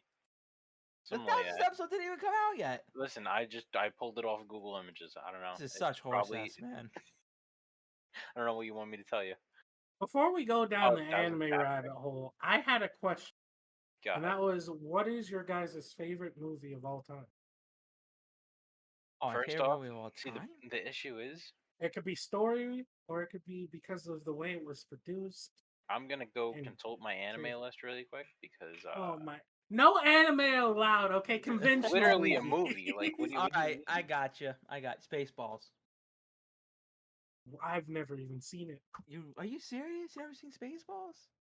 Can we split don't this even into know what two you're talking genres? about. Can we split this into like? Can we put the depressing genre in like a second category? No, you gotta. Come on. Because like It's your favorite all time. It can be depressing if you want it to be, but you only get one shot. I rate Best of all time. movies like how much it No, affects we're me. not doing That thing that. gets me shook. All right, that thing gets me shook. It doesn't. I won't happily say that it's my favorite movie because like This movie. that had me shook. I've Haven't seen seen it. Spaceballs. Spaceballs was hilarious. Spaceballs is my favorite movie. Uh, Yeah, that's fitting for you. it really is one of my favorite movies. Probably. It's, Actually, I don't know if that's completely true. Nope. Andrew just said you have one shot. You just took your shot. Yeah. Ah, dang The it. All right. man's Well, you know what? I'm just gonna leave the probably easily the best written movie of all time. That's a lie, but I don't care. See, I would have said Star Wars if we have to remove anime from, but that's also like because Star Wars is the franchise is the main thing that sticks with me. Like nothing. Yeah. There's no other movie that holds up that much space in my brain. I like the Clone Wars show way better than the movies. I gotta be honest. If it's not for Darth Vader, I love the Clone Wars TV shows. I am about to drop the hottest take. I swear to if you say the Emoji Movie, all Oh, right. by the way, No, guys, no. audience, my close second was RoboCop. All right, if you like RoboCop, you're based. That's it. See, I'm an alcoholic. I am not a meth addict. Why would I say the emoji movie? You said hot take, and that was the first thing that came to mind. No. It's not really a hot take, but I feel like it's a hot Actually, you know what? Because we're gonna segue into a full conversation, probably based off of what you say here. I'm gonna throw out my depressing movie, which is 5 centimeters per second. That really effed me up. Now, in quality movie, I would have said Silent Voice, because it's just good. All right, go ahead. My Haven't watched Silent favorite Voice? movie of all time is Home Alone 2. Oh my god. Fucking get the fuck out of my Second one? Why the second one? Oh my god. I hope that didn't just screw with your audio, you prick. Oh, did you screw with No. me? It'll be All right. It'll be fine. I hope the Great Rock Home Alone 2 compared to that freak. Lost in New York is No, the best why movie of that all one? time. Why that one? Out of all the Home Alones. Because Home Alone, after Home Alone 2, they're all You got the garbage. feels for the pigeon lady. Is that it? No. But No, that show, there's something about that show. He likes the Donald Trump scene. He I see literally what just you is on screen for 20 seconds. said. All right. So the shower scene. All right. You were stoked about that. You know. No, there's not like one scene. First of all, the Home Alone series, by series I mean 1 and 2, are just my favorite movies of all time. But Home why Alone, 2 good. over 1? Because I just didn't like Home Alone. You didn't. I feel like 2 is the rare case where the sequel is better than the original. Well, I'm gonna leave that on a hot take because you're wrong. What? Home Alone 2 was not better than Home Alone 1. Yes, it was. No, it wasn't. Oh my god, Home Alone 2 was the best movie ever made. Nah, man. All right, listen. For Home Alone 1, all right, every big brain play my man made, plausible, all right? Plausible. Home Alone 2, this kid turned from big brain to he's literally the smartest kid in the world. No. But the brick. Oh my The god, I brick. wanted to bring it up. I wanted to bring it up. I didn't know when. And he throws a brick on him off the roof. Dude. He's like, My man became a savage. savage? You call serial killer savage? Yeah, this He's guy a literally killer. like he went straight for attempted murder. Like, Yeah, like I'm watching that as a kid thinking the dude's dead. That as an adult, as a full kid. I love that movie, man. And what can I say?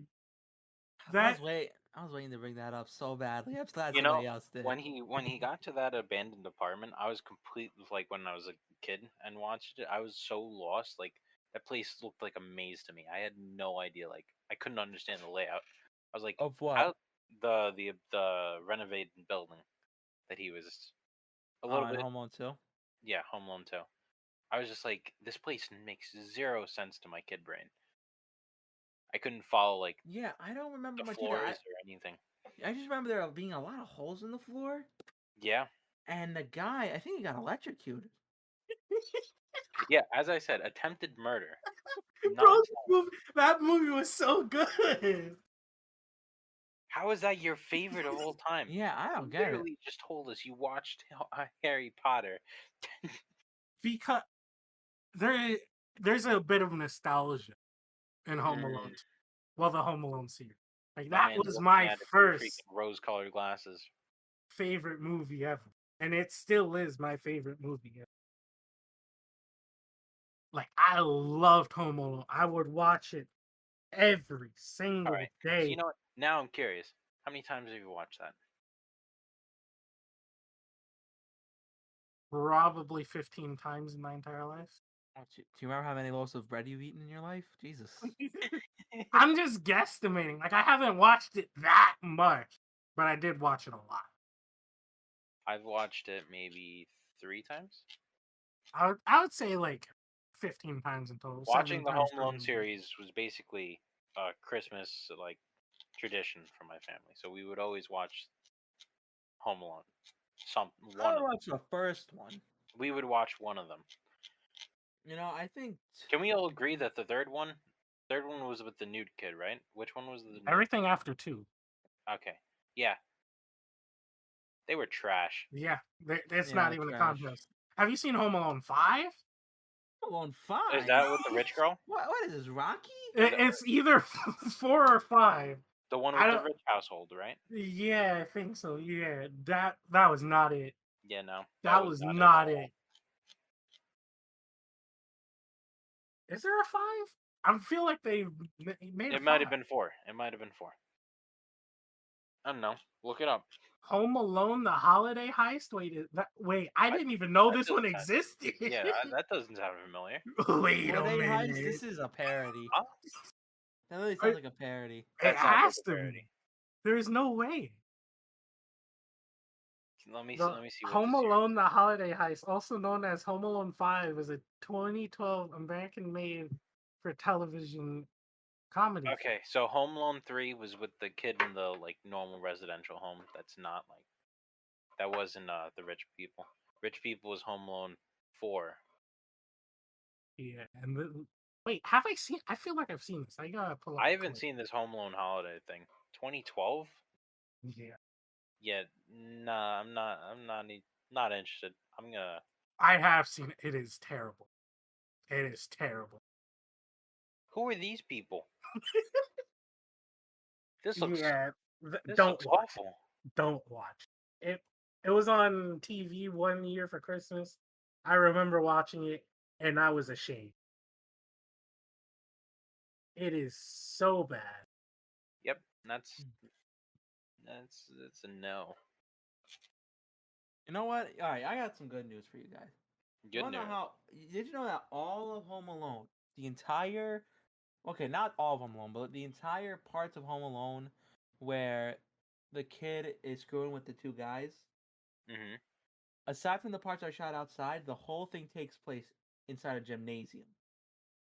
Oh, What? Like as a 1-to-1, they rebuilt the house a 1-to-1 scale inside a high school gymnasium. that seems completely unnecessary, but okay. Yeah. And well, they couldn't get certain shots. They couldn't line up cameras. There was a lot of gear. They couldn't do it inside a house. So they just built a new house. That's really cool. And then really expensive. the scene where they flood the basement, that takes place inside the pool. Oh, that makes sense. That makes sense. Yeah. That's I was sick, wondering right? how that happened. Yeah. I'm like, did they really flood the basement and they actually like how? Yeah, man, they had to. It's, you know what, honestly, it's for the movie. Just flood the whole thing. Let their mold grow in. Dude, I would hate to be the cleanup crew on movie sets. I'm gonna be honest. Oh, yeah, I'm sure it's terrible. Luckily, I've never been the crew on movie sets, but I'm sure it's awful. That, and just depending on where it is, if you're outside, it's sweaty. It's the end of shooting, and you still have to stay there. Honestly, I could never work on. That's not for me. I No, tried it doing sucks. stage crew like once. Oh, I signed up for stage crew and I showed up for about maybe like 4 times, and I was like, all right, I've had enough. Deuces. Peace. It was fun while it lasted, until then it I went- wasn't. Then I I went like and joined taking tennis. pictures. Screw everything up. Wow. Oh yeah, is anybody here gonna see the Dune? So I might actually go. I'm going to the movies tomorrow. Oh, nice. So we haven't decided on what movie it is You that should we're see gonna Dune. watch. Okay. All right. I don't There even you know go. what that is, but It's I don't know okay. what it is either, but So I'm I so read excited to Dune. watch it. Okay, Dune, super long book. It is so good. Like it's it's the bar for world building in sci-fi. Straight up, like it is. I don't want to say it. Go in there blind. Don't look at any trailers. Don't look at anything. Just go in there blind. I haven't seen the movie, but I don't think you can go in any more blind than I am. All I know about it is its name and sci-fi. Guardians of the Galaxy. Why? What about Guardians of the Galaxy? That was blind. That was the blindest I've ever been for a movie. Actually, you're right. I the Guardians of the Galaxy wins. I literally didn't even know it was a Marvel film. I've never seen it. Oh my god, Andrew! Don't look at anything for the movie. Just go in blind. Do you know why he didn't see it? Because he was busy rewatching Harry Potter. Oh my god, Probably. unbelievable. I don't I really can't believe- watch movies like that, to be honest. Yo, I need to know. Do you follow entertainment?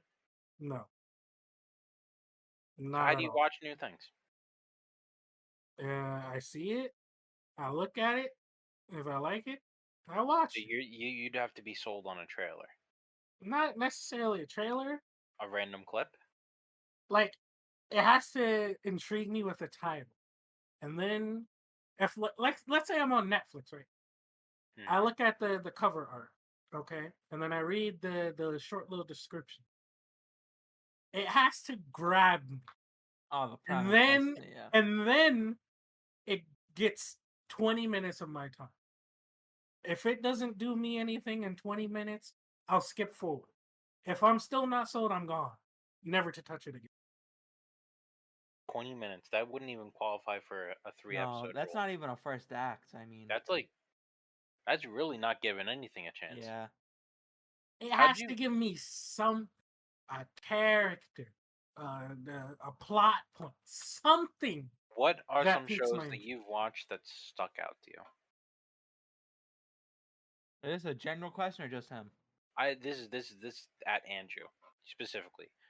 Mikey, I already know you're the same guy who just watched I mean, 5 can I episodes to use get into Stranger One Things? Piece. So like, Stranger Things is probably my second most watched show of all time.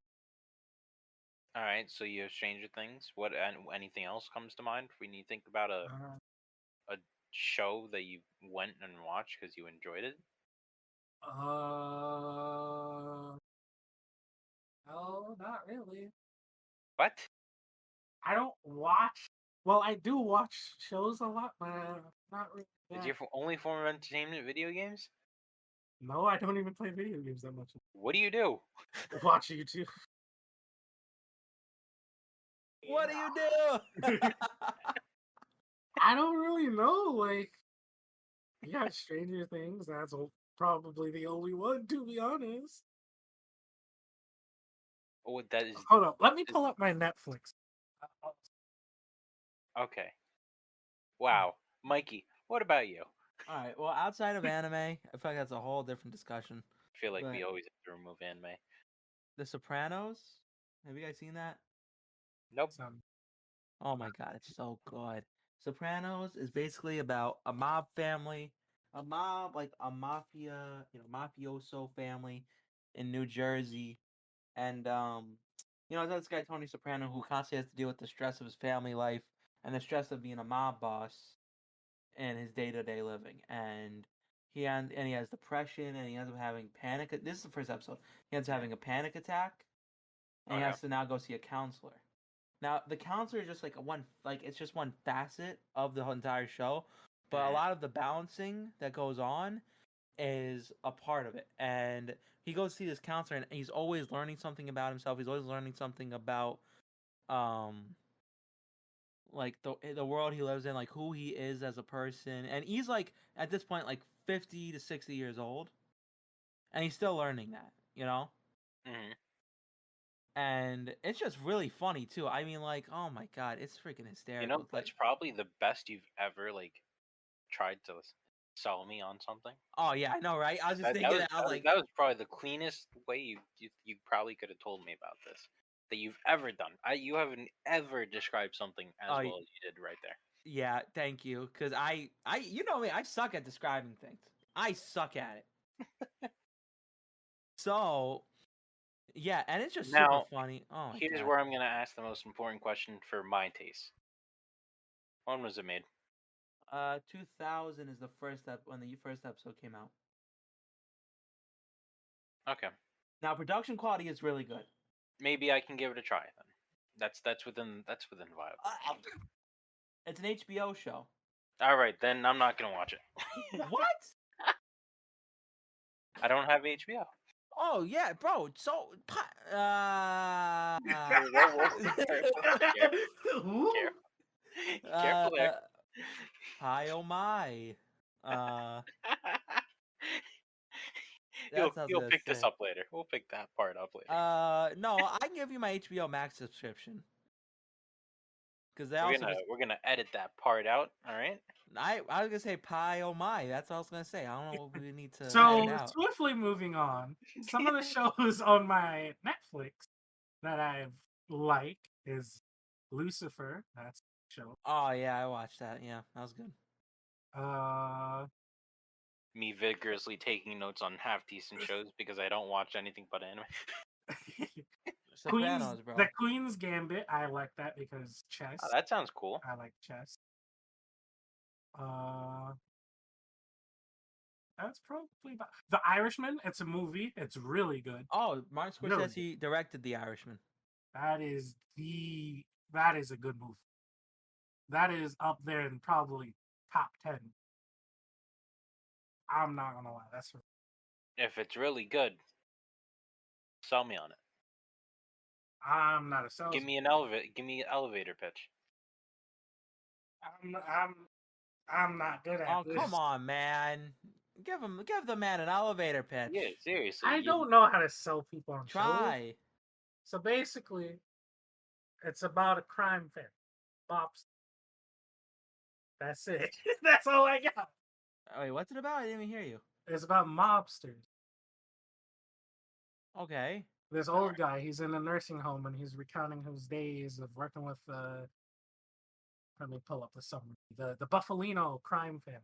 That's all right. So I've come to the conclusion that I suck at selling stuff, but you should actually watch it. Yeah, that's not how you convince a person.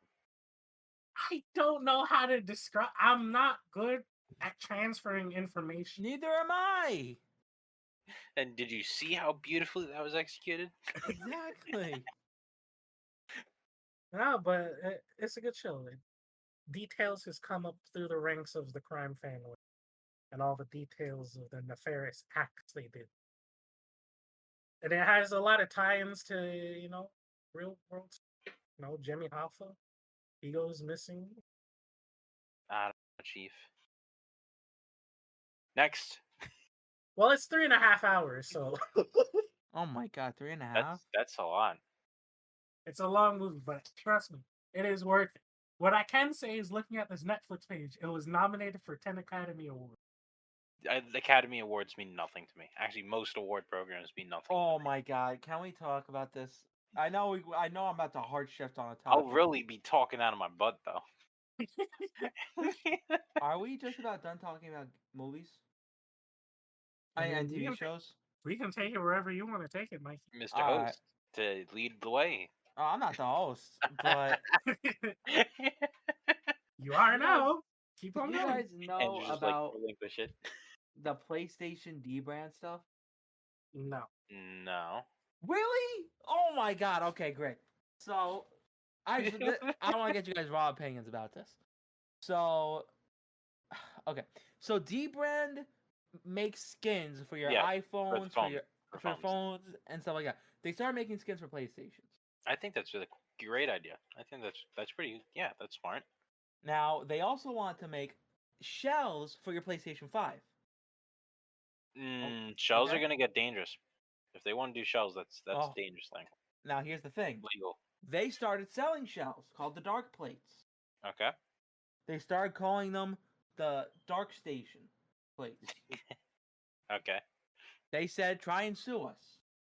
Oh. Cease and desist coming. Yeah. They pull the plates. Because they said it infringes on their copyright. Right? So then they come out 2 days later with newly designed dark plates and saying, try and sue us now. Oh my god. And they just straight up call out Sony. And their whole website is snarky. Just snarky. I mean, I gotta pull this up. I'm gonna give you my opinion. I'm fully with DBrand on this. I think that's dope. Keep up the good work. But legally wise, I think Sony's gonna win this one.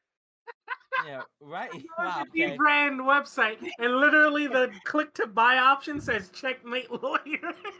Wait, what? Hold on, I gotta see this. Oh wait, here, you want to stream it? Yeah, Oh she my show me, show me. god. All right. Oh I crap. hope if we do cuts like this, we're definitely gonna have to like at least post pictures for the audience. Here. Yeah. Can making a. That looks nice. Wow, I This actually is like the the new. logo. This is the new place. They don't have the pops collar. Go They to don't. DBrand's website. Like, go to their straight up website. I'm looking for it. What is it? DBrand.com. Probably. Not sponsored, but would love to be. Checkmate lawyers. That So, is really look good. at this. I actually like this about the site. Basically, when you scroll down, it affects the site. So look, Comes Oh. Venom. God, that is so awesome. our loss is your gain. Cutting corners, literally. Imagine this. You're a 15 trillion yen bill- enterprise yeah. who just spent a small. Do you want me to read it or do you want to read it? Go. Who just spent a small fortune designing the next generation gaming console. A privately held corporation run by robots make it black. The world rejoices. You're livid. You vent your frustrations to a team of lawyers. They get to work. Now, under the threat of litigation, those robots have to redesign their dark plates, while also funding a legal defense. Needless to say, some corners were cut. You're welcome. And literally, they took off the collar. They beveled it. Yep. And there's all me scrolling, by the way. Oh yeah, I want to see Adding how events. Oh, that. My Adding respect for vents. DBrand just went through the roof. I make my own freaking phone case, but I think I might have to buy a DBrand skin right now because like that just. Oh I yeah, wanna no, they're support a on company like point. this. They earn my money. Give those fans some air. Time for a physics quiz. Do you think oxygen can pass through a 3mm panel of uninterrupted plastic? If you answered no, congratulations. You're qualified to be our next and only fan scientist. It's a dangerous line of work, but you'll also get to tell us things like you should add some vents to those arc plates. Moments before a horrific industrial accident. Fair trade. Yo, disrespectful. This is beautiful. Improving thermals. Looks cool, runs cooler. In the time it took you to read the last paragraph, we found a fan scientist. Somewhere between doing a lot of math and walking headfirst into an oversized fan blade, he told us that your console will run cooler because of the vents we added. We extend heartfelt thanks to the fan scientist and condolences to his family. If they'd like to sue us for his wrongful death, they'll have to get in line. I was gonna make a hot take. Lawsuit. Yo. Thanks, Sodi. Do you have any idea how many lawyers we had to go through to find some that were willing to take on the Dark Plates case? We'll give you a hint. The answer lies at the bottom of Lake Ontario. Oh Turns my out, our new lawyers can handle either the murder charges or the Dark Plates file, but not both. Oh my He may be in a maximum security prison by the end of the year, but at least your PlayStation 5 will have an indisputably original design. Yo. See, I was gonna make a hot take and Wow, defend Sony on this, but this is perfect. I This- can't. this is just too This is good. too good. Oh wow, look at that. That's so sick. Colonizing Mars. We proudly boasted that the Dark Plates 1.0 packaging was the pinnacle of box science. What do you do when you've already reached the summit? The answer is obvious. Go even higher. Today we're proud to announce that we've sent our box scientists to Mars. It's going to take a while to replace those who perished on the one-way journey, but the results speak for themselves. Yo, the beautiful ego. Beautiful. Oh wow, look at this. This is sick. Oh, that. This is me I like- scrolling, I by the way. love- I love You know what? Mark my words. We're putting a link to DBrand in our description Alright. because the people need to Yes. be able to see this. And Finishing touches. if it's gone We'll by do then, it for free this time, but yeah. DBrand, next that. time we expect a bag of money. by like if we're gonna have to make sure the site's stored in the Wayback Machine right now because like Yes. this This is so art. good. Oh yeah, it's gonna be stored definitely, 100%. Finishing touches. Dark plates meet light strips. If you made it this far down the page without buying anything, you're probably a lawyer. Good news for us, bad news for you. There probably aren't any newly improved patents on custom LED strips, middle skins, or all new Dark Plates 2.0 colorways. Serve us another C&D if we're wrong. Wow. Oh my Wait, so you god. can get LED strips too? Yeah, Oh my all god. different colors, Well, you That's know RGB fair. improves your performance. Like, come on. obviously. I might And have they're to buy already me a on wave PS5 3. now. Wow, That's ships dope. November. These things are ready to ship next Dude. month. I don't even own a PS5, and I'm like, I might buy I'm one. about to buy one for this. yo, This look, is Not listen, illegal. not illegal. Wait, colors limited stock, not illegal. Also not illegal. Also 3-way colors, also limited stock, also not illegal. Oh my god, that's amazing. This is actually amazing. I just want to go to the buy Fund our page. legal defense. Yo, stop. Free ship. Wow, free shipping to the USA, free shipping to Canada. So dark plates, they have one. Oh wow, retro gray. Oh my god, stop. White that comes in matte black. That's probably the one I'd get. And then a metal skin. I'm not into that. Eh. Oh, but I got like that maybe. Made a little Oreo. LED stripped. Oh wow, you could actually get different colored LED strips. That's sick. So, on the legality side, I could totally see Sony winning the lawsuit. Well, maybe not a little more now that I've seen what they're doing. The They're red playing a and lot the of. blue. Oh my Oh god. yeah, this looks sick, right? The Oh, red and the whoa, blue. That is dope. that is dope. And But wait, it's, hold on. Now you're stepping on Nintendo's claim. oh yeah, DBrand PS5 Switch. getting real feisty. About to take them all on. And you can do like all different colors. They actually give you a really good variety. Black LED. I don't know why you would want that, but sure. It's different. Oh, I guess against the white. I think that looks really sick. That is fantastic work. Yeah, they did a good job. They did a good job. This is becoming a DBrand ad, but I'm okay with it. Yeah. Mike, And, you gotta get us off this topic. I can't. Oh, it's $80. I'll just say that for LED strips and the plate with the metal Now skin. you're selling out? Now you're selling out? I'm a sellout now. We don't even have affiliate links. No, screw that. Screw that crap. DBrand, you did a good job here. I wouldn't do a metal skin probably, or I might just go for white, for white straight up, and just keep my So, PS5 white, and that's the big- $70, and the no big strips, $60. That's sick. The big thing I'm concerned about is how much the biggest issue would have been the change, but because they added LEDs and the fan, they might be able to do it. But the other issue is the fact that you're taking apart the PlayStation and modifying it. I believe. That's not illegal.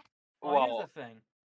I'll tell you why they had to take down the dark plates was because they filed a copyright for those dark plates. Yeah, because it's always been the PlayStation thing where it's So black. that literally infringed on their copyright. PlayStation had every right to sue them that time. But this time, I think as long as they don't file a copyright, they're good. I think they might be good with the amount of changes they made. Also, the country, the U.S. is starting to make legislation against stupid situations like this, where you slightly change your components and suddenly you're not allowed to use it or whatever. Like for specifically targeting Apple and iPhones, because Apple's been, oh, you need special tools, you gotta have this, you gotta go through us, you can't go through anybody else to do it. And if so, we start breaking features. Right. You know what I'm talking about? Like, Yeah. if you were to say get your screen replaced, and if you've used non-Apple branded screen, it'll disable your fingerprint scanner or something like that. Yeah. Yeah, well, Xbox actually, it's funny that you mentioned that because Xbox just started talking about that. They're thinking about letting people just, repair their own Xbox Series X's.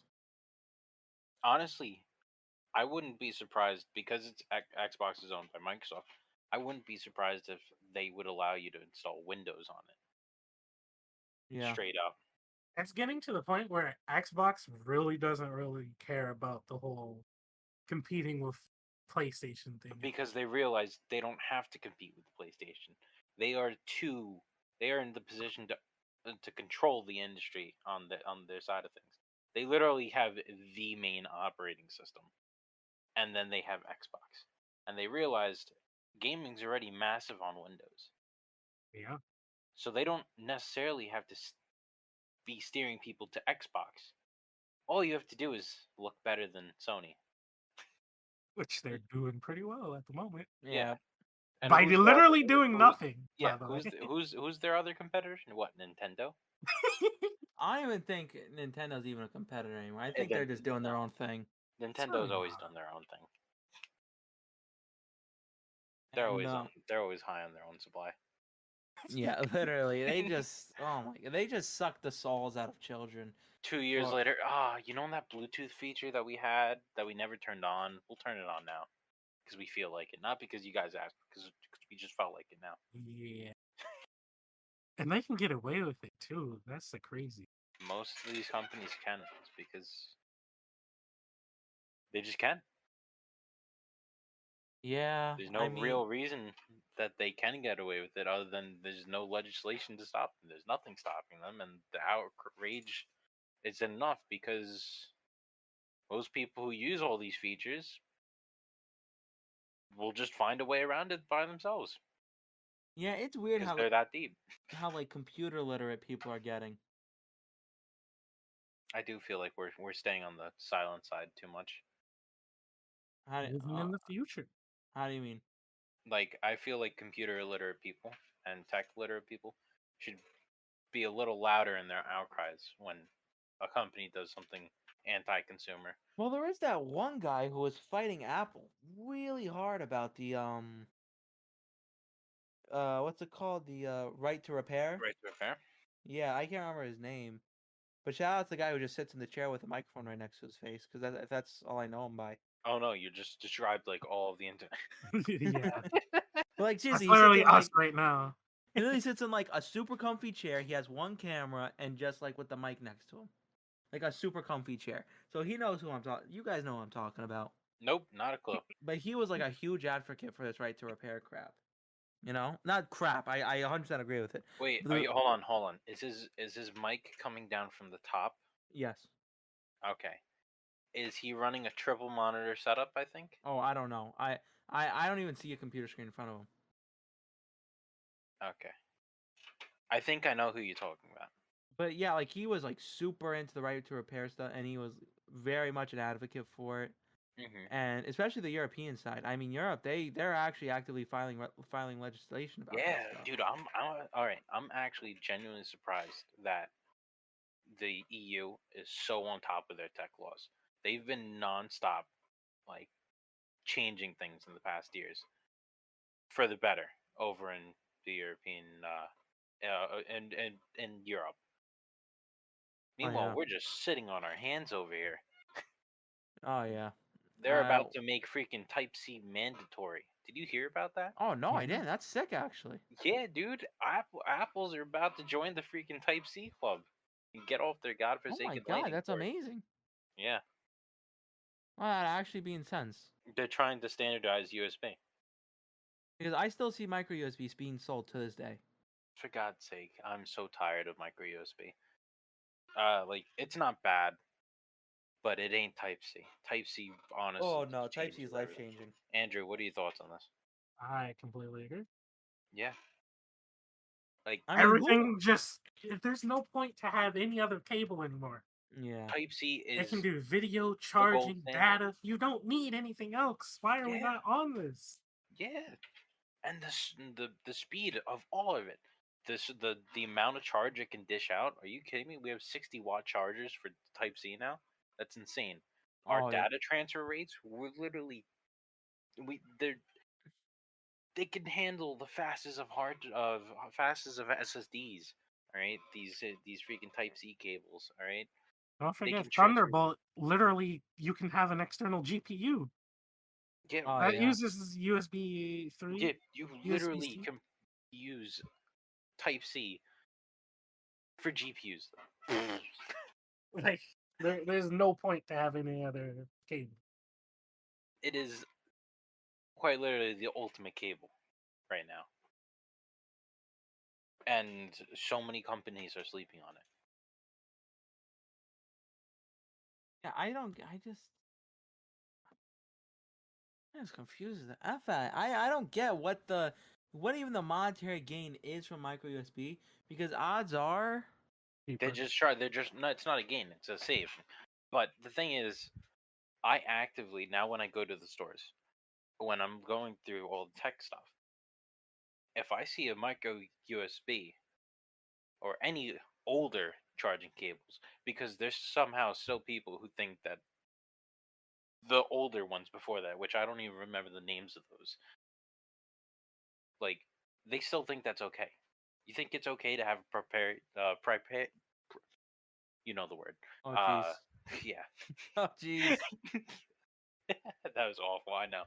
But no, that's not okay. You can't just have a random freaking charging cable nowadays. That'll actively make me not want to buy or use your product. Yeah, it's true. I will happily walk away and put down that product and freaking, even if it's a crappier one, I will get the crappier one because it has Type C. And people are realizing that more and more too. Like I said before, people are much more computer literate. So and like Apple's selling now like Lightning port, like Lightning bolt to USB Type C instead of Lightning bolt to USB A. Oh well, I'm absolutely pissed off that Apple's taking the adapter approach to everything. They're just making adapters upon Yeah. adapters. Like that's disgusting. That needs to be And then illegal. they want to say they fight back against plastic. Yeah. Like Meanwhile, okay, I got your dongle for your dongle because yeah, sure, bro. you needed your ports, right? The ports that we removed because we're saving on plastic. Yeah, like for real. Oh my god. Hey, I like my iPhone. Hey, you're wrong. Don't talk You're bad wrong. about Daddy Cook, okay? Listen, Papa listen. Tim. Have you used Android before? Yeah. All right. How long? A few years. It was my primary phone for a few years. But Okay. to What be fair, it what was an the old phone. It was an HTC M8. Okay. So you had a HTC, which was a good brand for a while, but they absolutely dropped off the face of the earth in the phone market because they botched a couple phones really, really badly. I don't remember that because I was I was using the Galaxies back then, but I don't know. Samsung's overrated. That's my hot take of the day. What'd you say? Samsung is overrated. Samsung is overrated. I agree. I think they basically are getting into the same ballpark as Apple and how they deal with things, and I it's just kind don't of like annoying. their phone design. Not don't like it. I don't. The wraparound screen was cool in 2015.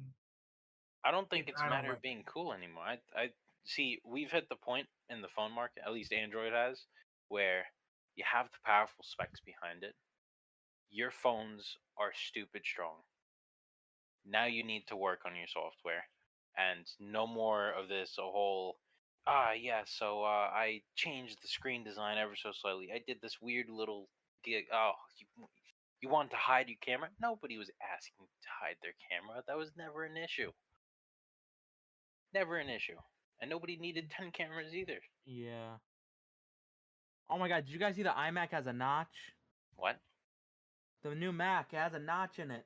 Well, that's for a good reason. Because they're not going to take a camera out of the laptop and they want it to make the screen bigger. I actually, on the point of the new Macs, they're fucking sick. Haven't seen any of them. Go ahead. They are sick. They have a notch. Are they Well, sick in performance? Yes, the new M1 chip, the Oh, M1 the Max. M1. All right. So what I give Apple props to is freaking strong arming Intel and saying, "Get the hell out of here. We'll do it ourselves." And they, oh boy, those M1s are amazing. The M1 Max that they just announced for the new one is supposed to be so much stronger than the old ones. It's insane. I'm trying to find the graph of the performance uplift they showed, but they're like so much better and more power efficient. I hate Apple insane. for their consumer practices, but I love Apple for how great they are at maximizing their existing technology. Like, Honestly, I'm a big fan of Apple. I'm not ashamed to admit it. I'm an Apple fanboy. I'm not gonna lie. They've mastered the UI in my opinion. I mean, they're like the. I think the UI is trash as somebody who mains everything else. Like, No, I think honestly that's why so many people still use it. It's just so simple. Like everything, like with there's too many options on Android for an average I feel consumer. like it's overly simplified. Like I literally had to try using an iPhone mini, the iPhone was 12 mini, and I had to ask like me, the tech guy in the family. I had to ask my sister to show me how to use it because all Well, I these just think that's a features you were problem. all these features were tailored to people having already owned iPhones for all these years, and it's super simple for them. But for an Android user with zero backing coming into using an iPhone, I was lost. I was lost because everything's supposed to be super simple, It is. but it wasn't entry friendly, like beginner friendly. I'm just gonna come out and say, I think you're wrong. I just think you're wrong. You may have had that experience, but you can't tell me an iPhone is harder to learn than an Android. That is Um, just false. That is fake news. on first use, What did you need to figure out how to do that you didn't know how to do? I was trying to figure out how to navigate. In my case, it's more because I'm so used. For me, I was looking for all the features I could do on my Android. That was my biggest issue. Navigating it like I do my Android. That's what I had trouble doing. Switching through apps, closing apps. None of it had like dedicated buttons. It was all through all these built-in gestures and whatnot. And then I'm like, all right, so how do I felt like an idiot because I couldn't figure out how to close my app. I was stuck in an app, and I'm like, how the hell do I leave this without just like bringing down the drop down notification bar and then hopping through all the freaking menus to get back to the home screen. And then eventually I just got so sick of it that I put on the disabled, like the handicap person button. Or, Mm-hmm. yeah, I put on one of those because it was just a headache. You know, on the new iPhones, to close an app, you just swipe up from the bottom. Yeah, yeah. All right. Go ahead. Go ahead and I want you to show that to somebody who hasn't used an iPhone before and expect them to know that. Well, I'm not Swipe gonna up from the say. bottom. That's not intuitive. Sorry. I'm not gonna lie.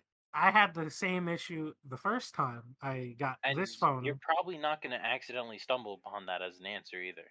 Well, I did, but that's besides the point.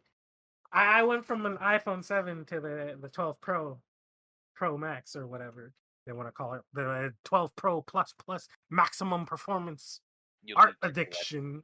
You leaped into. Well, no, doesn't iOS stays the same. It forces updates on all devices, No, doesn't it? well, the iPhone 7, well, not anymore because you can choose to stay on iOS 14. But the Okay. 7 still has the physical home button. Well, it's the Mm. haptic home button. So it still had a home button to close out of But apps. wouldn't you still have the similar shortcuts as long as it has the required technology to support it? Well, the swipe up from the bottom, I've never had to do that because I had a home button. So it Hmm. worked like the old iPhones. So I can't tell you if the swipe up works on old iPhones. So that was a bit of adjusting. Actually, if I can find my phone real quick. That's, I just but you want to guys point keep out that talking. graph you threw in chat. That looks like a freaking 2-year-old did it. That's a horrible graph. I'm not gonna lie, but the info is what you need to worry about. Like, if you want to put something in front of me and tell me that that looks like fake news, that is a graph that just freaks fake news. Those are the most like low effort arcs that I've ever seen on a graph, and I don't know. It steers me wrong. Well, back to what I was saying because I found my old phone. The swipe up gesture does not work Really. on the 7 because the iOS adapts to the hardware. So I have the home button. So I don't need the swipe up gesture. So that doesn't work. That's interesting. So when Yeah, I no, swapped over just to I the just 12, personally had that's something a I don't like. god awful experience trying to learn iPhone. Now, But Mikey, you're the now perfect that you know it, it's you're the perfect. perfect guinea pig for this situation because you switched from iPhone to Android. Yeah. Okay. Here's the thing. So Apple, okay. So maybe just because I used it for so long, but here's the thing. With Apple, everything kind of just works. You know, like As I never had to come across a thing where I had to troubleshoot something on Apple, unless it was like my own fault because I didn't understand something. Yeah, they On fine tuned the experience really well. I have to give them props on that too. Yeah. on Android, like, okay, here's just one caveat of it, right? So I do MMS texting, not SMS texting, right? I need MMS texting for group chats. On Apple, you text somebody, it just puts everybody in a group chat, and it's like that forever, you know? But with Android, I have to text everybody to start the group chat, and then I have to make sure I stay on the right messaging app. Otherwise, it's going to take me out of the group chat, and it's going to send my messages privately to me. So I actually was reading an article on that, and apparently that's a whole rabbit hole on how texting works and 2G and whatnot. That there's a deep dive into that, and iMessage is simply better. That's all we need to know. what? That sounded like something a fanboy would say, because it's I mean, actually are you both going to sides tell of me the that iMessage isn't just better? I can't tell you about iMessage because I haven't used Well, continue your point. it. What I'm saying is that there's zero cooperation between Apple and the Android team in developing a way to properly communicate between the two, and in doing so, they're using two different forms of messaging, like Mikey said, and they neither wants to meet in the middle or make a switch, making compatibility mode. So that's why we have such a awful time with both. But also on Android, if you hate your messenger, Mikey, as I'm sure you've tried out, you could just install a different messenger. Yeah, again, I couldn't quite catch that. You could just install a different messenger Yeah, I did. I installed messages. with the blue icon. Yeah.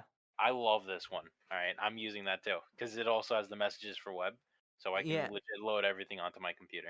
But for group chats, it sucks because on my phone, Really? it doesn't I haven't had keep an it. issue with that. Well, it doesn't keep it as my default app, so every time it switches to the other app. Oh no, you just have to set it as default. I do every time. Really? Yeah. Maybe that's a bug with your skin of Android. I use Android MIUI, problem. I think it is. So The one for Xiaomi? yeah, there's a major issue I have with Android because it's an open source operating system. Every company that runs Android loves to put their own skin on it, and so that basically Android is Linux, and they've come up with their own slight variation of it. You got what I'm saying, Yeah. Andrew? Oh, I understand. Like, I'm not illiterate when it comes to Android. Okay, so yeah, I think that's annoying. All right, I think that's super annoying, and that's 100% fault against Android because that means although overall the system's the same between Android devices, there are little things that'll be slightly off, and it's like sitting at it's imposter syndrome. It's like sitting at someone else's desktop computer. I have a hot take. Go ahead. The thing with me with using Android is that every time I've ever touched an Android phone, it felt like there was too much of a disconnect between hardware and software. But when I use an iPhone, they're so perfectly mated to each other that it doesn't have this Do weird you use feeling. Macs also? No, I use Windows. Okay, because that's the same. That's the same situation. Mac is an environment that's perfectly tailored to it, so everything that functions on the Mac functions on the Mac pristine, 90% of the time. in my experience with Macs, that's actually been pretty garbage. But that's because my college, who had owned the Macs, decided to use ones from like 2005. They were god awful, and they refused to update it. But with Windows, everybody's got a different desktop PC. So app developers are like, we're gonna meet in the middle. We're not gonna make it perfect for everybody. Hence why there's so many more bugs on PC than there are for consoles. Or in case of Macs, well, Macs just outright don't get games. So I'll make this comparison between PCs and consoles. Consoles, you know exactly the hardware you're designing for, so you can optimize it perfectly for that. That's the situation with the iPhones. You know exactly what you're dealing with, the architecture behind it, and so you can design it perfectly for that and roll and ship it. Android, you can have whatever the heck components you want, basically. Go from whatever company you want, and each of them, as I said, they have a slight variation on the Android operating system. Nobody really runs stock Android anymore. It's always got some form of skin on it. See, but that's the whole. That just is making my point. Like, I'm not saying that, oh, I expect them to reach that amount of polish. They can't. And that's just the deficiency of having Android. And Yeah, that's my but fault. at that point, why don't you play on consoles? Well, hold on. Well, Android's that's different. that deficiency with Android is also kind of its efficiency for me, because I'm able to do just like, I feel like I can just have more access to Android. Like on Apple, I'm like in a, like, it's like a 2-lane street where I go this way and the guy next to me goes that way. When I'm on Android, it's like a 4-lane highway. And then you get a 6-car pile up. That's the issue. Like, yeah, that's the thing though. It's No, there's I more wouldn't say risk. I wouldn't say it's a 6-card pile up. I think it's some guy rubbernecking, and then you suddenly got a freaking massive slowdown. Yeah, like I think there's more risk to it, but as long as you're somewhat literate in with what you're doing, or you at least know what you're doing, it's a really enjoyable experience. I mean, emulating games on it alone is so cool to me. Like, just super simple games. Like, I'm not even talking about like N64 games or anything like that here, which I know some people love to do. I'm just talking like simple NES games, you know? FIFA. I didn't say FIFA. I said C, but Oh. that's like the thing. Like, you use your phone for emulation and stuff. I use it as a tool. I use it like I'm 40 years Yeah. old. All right, I want that polish. If you I just don't want all if that you crap. just use your phone to do A and B, you would be satisfied with any phone as long as it was in your hand, so you could do A and B. That's what I've come to realize. My parents use their phones to do A and B. They don't really care what operating system they are on. They don't care how much money they have to do, as long as they have to dump into it, as long as they can do A and B. That's it.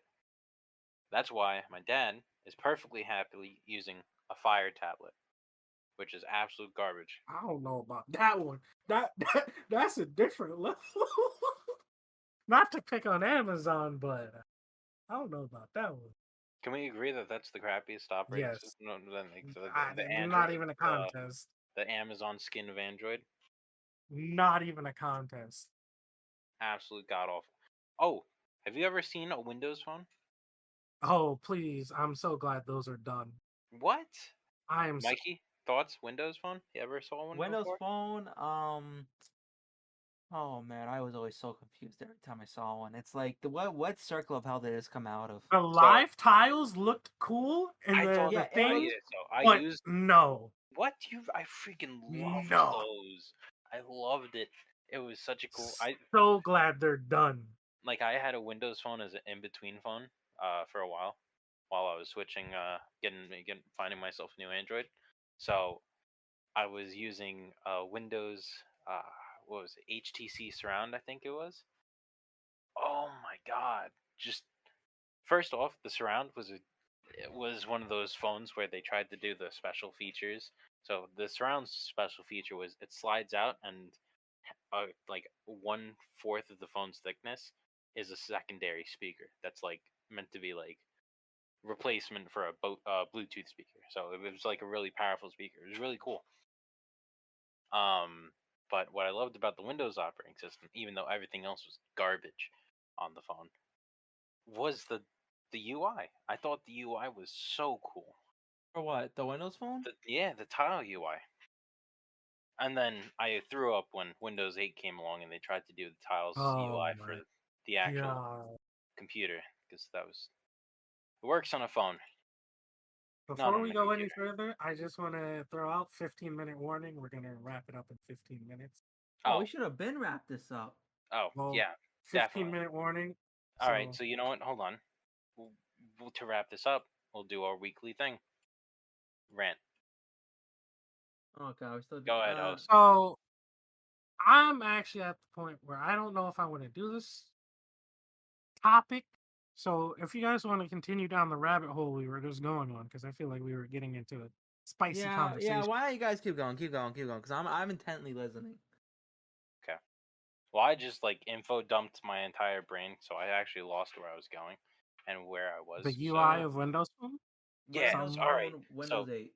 God, the tiles. It's such a simple UI. Like they didn't have. It's not like they were missing other major UI features from other devices. They still had the notification bar. They still had the simple lock screen and all that. All they did was replace how your widgets are, your home screen widgets, with a infinite scroll tile based screen. And you can make your tiles smaller, of course, so you can fit more apps on the screen at once, or not. And you can pin some to always be at the top of your screen. And I thought that was really smart. So that way you don't have to infinitely scroll past all your main apps or go looking for them. They were always there. And just look clean. Plus, it had a dark mode. It had dark mode before it was cool. Fair point. I just didn't like it. Their app store was garbage and everything else was garbage. But my god, did I love that UI. Yeah, I didn't like why. It was simple, but simple done right. I don't even necessarily think it was simple. I thought it was cluttered. It's only cluttered as much as you make it cluttered. I think iPhone UI is so much more cluttered than that. Everything's shoved on your home screen as soon as you install it. Well, you see, now you don't have to do that because they have the app library, so you can have They select finally added. stuff. Apple didn't have an app library. No, that was in iOS 13, 14. When did 14, that come out? 15? Sometime within the last couple years, like a year ago, maybe. I don't really know, to be honest. That's ridiculous. So well, it wasn't necessary because everything was on your home screen, and if you couldn't find it, you just search for it. So it wasn't really necessary for them to have an app library. But now, how would you search for it then? There was a search box? Yeah, when you went to... First, it was when you went to the left, you could have a little search thing, but then it was you pulled down at the home screen, and you can search. Why didn't, at that point, they basically had the app library? Why didn't they just make it an official feature? You'd have to ask them. But now you can have apps installed, but take them off your home screen, but they're still installed. So if you don't want to see them, I guess the other reason for that is because you guys also didn't have widgets, so you never we also really have those personalized. Now. I didn't know you guys didn't have widgets. I was shocked when that news dropped. I didn't like widgets, to be honest. When I had an Android phone, I never used widgets other than weather, and that was because the HTC had the cool lightning animation when it was thunderstorming. That's the Mikey, please tell me you use widgets. Widgets, what are widgets again? Widgets are basically the on-screen app effects, things that you could do. Like for the simple ones, you could do weather. You can have your weather forecast on. No. You don't use widgets? Not even like a simple YouTube or Spotify play button widget? Okay, hold on. Not like the app icons, but like the bigger boxes that have the bit more to them. Oh, those. Yeah. No. You don't use widgets? What? I want something, I open it. What do I need you sit there for? I don't. What? Widgets are like freaking built-in. Oh my god, I just died inside. I type in widgets and only iPhone stuff comes up on Google. Yeah, I I don't. actually just died inside. See, because like we I have can't believe widgets I'm now, but I actually- still don't use them, so it didn't affect me. It still doesn't affect me. I don't know. Is I'm this looking is at. this because I'm a power user? Is that Probably. really it? Like, The only thing I would use widgets for is weather. Like literally, I wouldn't even need to use it for that because literally, I just have the weather app, and it's just like the icon is like what the weather is at the moment. with the widget version of that, you can legit like see the weekly forecast or any other information you need to know. Like, Yeah.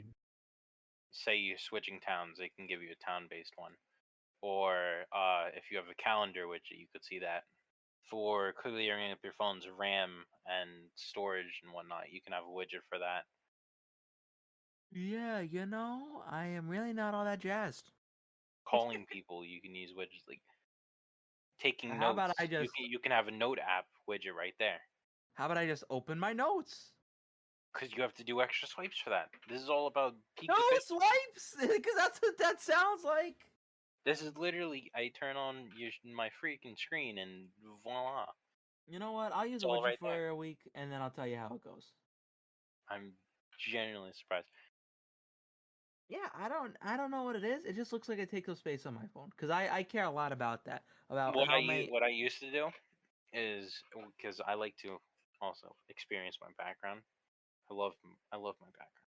Oh, They're me a too. massive part of how I use my phone. I'm What about to send my background in the chat. I usually do a single screen that's completely empty, and then if I swipe left, I'm on the second screen, which has my widgets for maybe entertainment widgets, or if I swipe right, I have all my work and business related widgets. That's how I tend to my things. Like I if don't I really care about my phone wallpaper. So I just Are you kidding? You don't care about your phone wallpaper? no, doesn't care and about it's a his phone. picture that I took, so it's kind of like No, I'll show you guys my wallpaper. Oh my god, how far do I have to scroll for it? I don't get it. Do you just only watch YouTube on your computer? Is that it? no. I watch YouTube on my phone. I would probably watch it more on my phone than on my computer. This is a super low brightness screenshot, but that'll do the trick. Green? Wait, what? Is that Why would JoJo? brightness? What? No, that's not Whoa, JoJo. who just said that? Is that JoJo? Did you say JoJo? Yeah, I don't know what that is. How did you know that? That's Oh, JoJo. because I've seen It's it. quite literally. We've been It's over this. obvious. That's an obvious JoJo. What have we been over? That I started watching JoJo and it's god awful, and I'll never watch anime. It's or not JoJo ever awful. again. That's it. We're changing the topic. JoJo's. Triggered. Oh my god. You have 7 minutes. It's okay. Rant time. JoJo's is probably one of the most eclectic, most interestingly written pieces of media ever. Just ever. Especially in the manga format, because manga and comics in general, they are subsequent image. They are sequential image. No, it is subsequent. Subsequent images in chronological order or not chronological order that are JoJo is boring. End no of story. no Alright. no. Do you guys know the meme? This better not awaken anything in me. Yeah. I have Alright. no idea what you're talking about. Is that what Widget said to you? No, that's how I feel about JoJo. All right, it didn't awaken anything in me, and that's why I can't watch it. All right, Also, that's my it didn't set wallpaper. me on some weird weird freaking craving for overly muscular men I don't know how. That's what it did to me. and that who are super flamboyant and Listen, it's flamboyant masculinity. don't Okay. match their age whatsoever. That show lost me. Who And have I some gave it a extra lot more powers, than 20 extra minutes, influence. bro. I got deep into that show. I wanted to give it a chance for you, Mike. I don't get. But how you no, like I it. gave it. it's I not gave it good. a college try too. I gave it a college try. But if I am told that You were in the bad part. You only have to watch the next. No, you weren't 5 even in the seasons. bad part. You weren't in the least good part. Part 1 Yeah. is good. Oh my god. I was so If deep I into have to that show. wait for it to get good for so long, Mikey, like The no. episodes. It's not even 10. It's really like 4. Because after that 4th episode, they just bam, bam, bam. No, didn't do it. Didn't do it. Oh Yeah, my no, not for god. me. And I got deep into the show. It's What not even episode, like what episode did you end on, Andrew? I don't remember because that was a long time ago. What part? Is this still on Netflix? I can pull up Netflix and see. What I it is. was Yeah, it's so not sold on this. I didn't even add it to my anime list under dropped. I just can't believe it. Like I watched a decent chunk. JoJo's my favorite thing. Like, I love it more than Marvel, more than Star Wars, more than anything. Star Trek. It's my favorite thing of all That's time. a tall order. That is a freaking tall order. No, and I'm 100% not kidding. You have zero taste. Do we have to show my background again? You have. You know what I think would be really taste. cool? I saw them do this on Trash Taste the other day. They do something called like 3x3s, where they put their most influential like shows that they could think of, and basically it's like these are what define their character or something like that. Oh man, that'd be hard for me. Like, this is JoJo's. I literally have it as my background. Yeah, no, you need help because it's not good. It's not that good. Yes, it's not even that it's not that good. I'm going as far to say as it's not good. Not that good. No. I've seen too much trash to be able to say it's garbage. All right, it's not garbage. It's not that good. I'm telling you, it's the best thing ever. It's as overhyped as Seo was when Seo was released. No, okay, that's such bull-ass. That is such bull-ass. Because even when Seo came out, people were hating on it. I remember. Everybody always hated on Seo, but JoJo's is genuinely good. Just straight up, genuinely good. It's interesting every episode that comes, and it constantly keeps you engaged. And it's a master of creativity. Imagination thrives in JoJo's. All right, put away the thesaurus. I'm not kidding. It gets me poetic. It's not good. It's just not. Tell me you're a fanboy without telling me you're a fanboy. Like, how do I describe it? Like, there's this one stand in the show. All right, first off, don't dive into it. Hold on. Let's hold on. There's this one stand in the show that makes somebody foam. Like, they foam. Like, you know, foaming? Why? And it's a whole fight. Like, it's a whole several chapter fight. And it is crazy. Just crazy. There's a guy who makes services frictionless. Services become frictionless, and that's his whole stand. So answer this question. How would you categorize JoJo? How do you mean? How would you put it into a genre? A genre? What genres does it belong to? Oh man, I don't know. Because I don't know. It's kind of weird. What did I watch? 8 episodes? Something like that. I just remember you telling me I stopped right before it started getting good. So you literally did. No, you did not. Good. You did not because Part 2 is so good. Andrew's a lost cause. Listen to me. No, listen to me.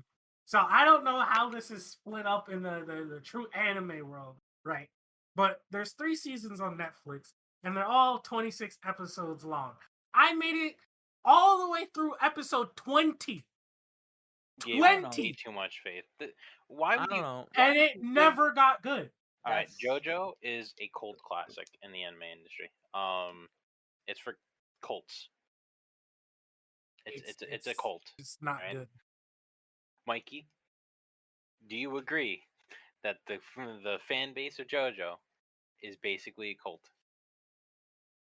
I mean, basically is a bit of a strong word.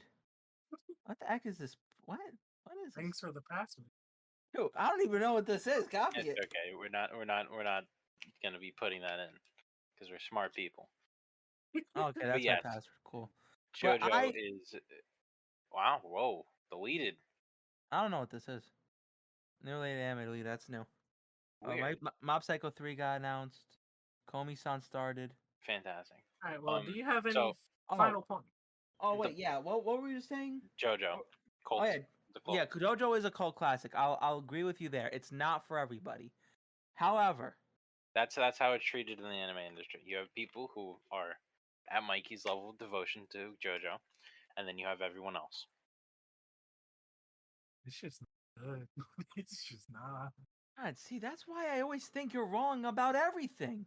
But you can't even say like, "Oh, I didn't give it a chance. I stopped too early." I was 20 episodes in, my guy. Andrew, I gave it more of a chance than some other animes You really ever shouldn't existed. have.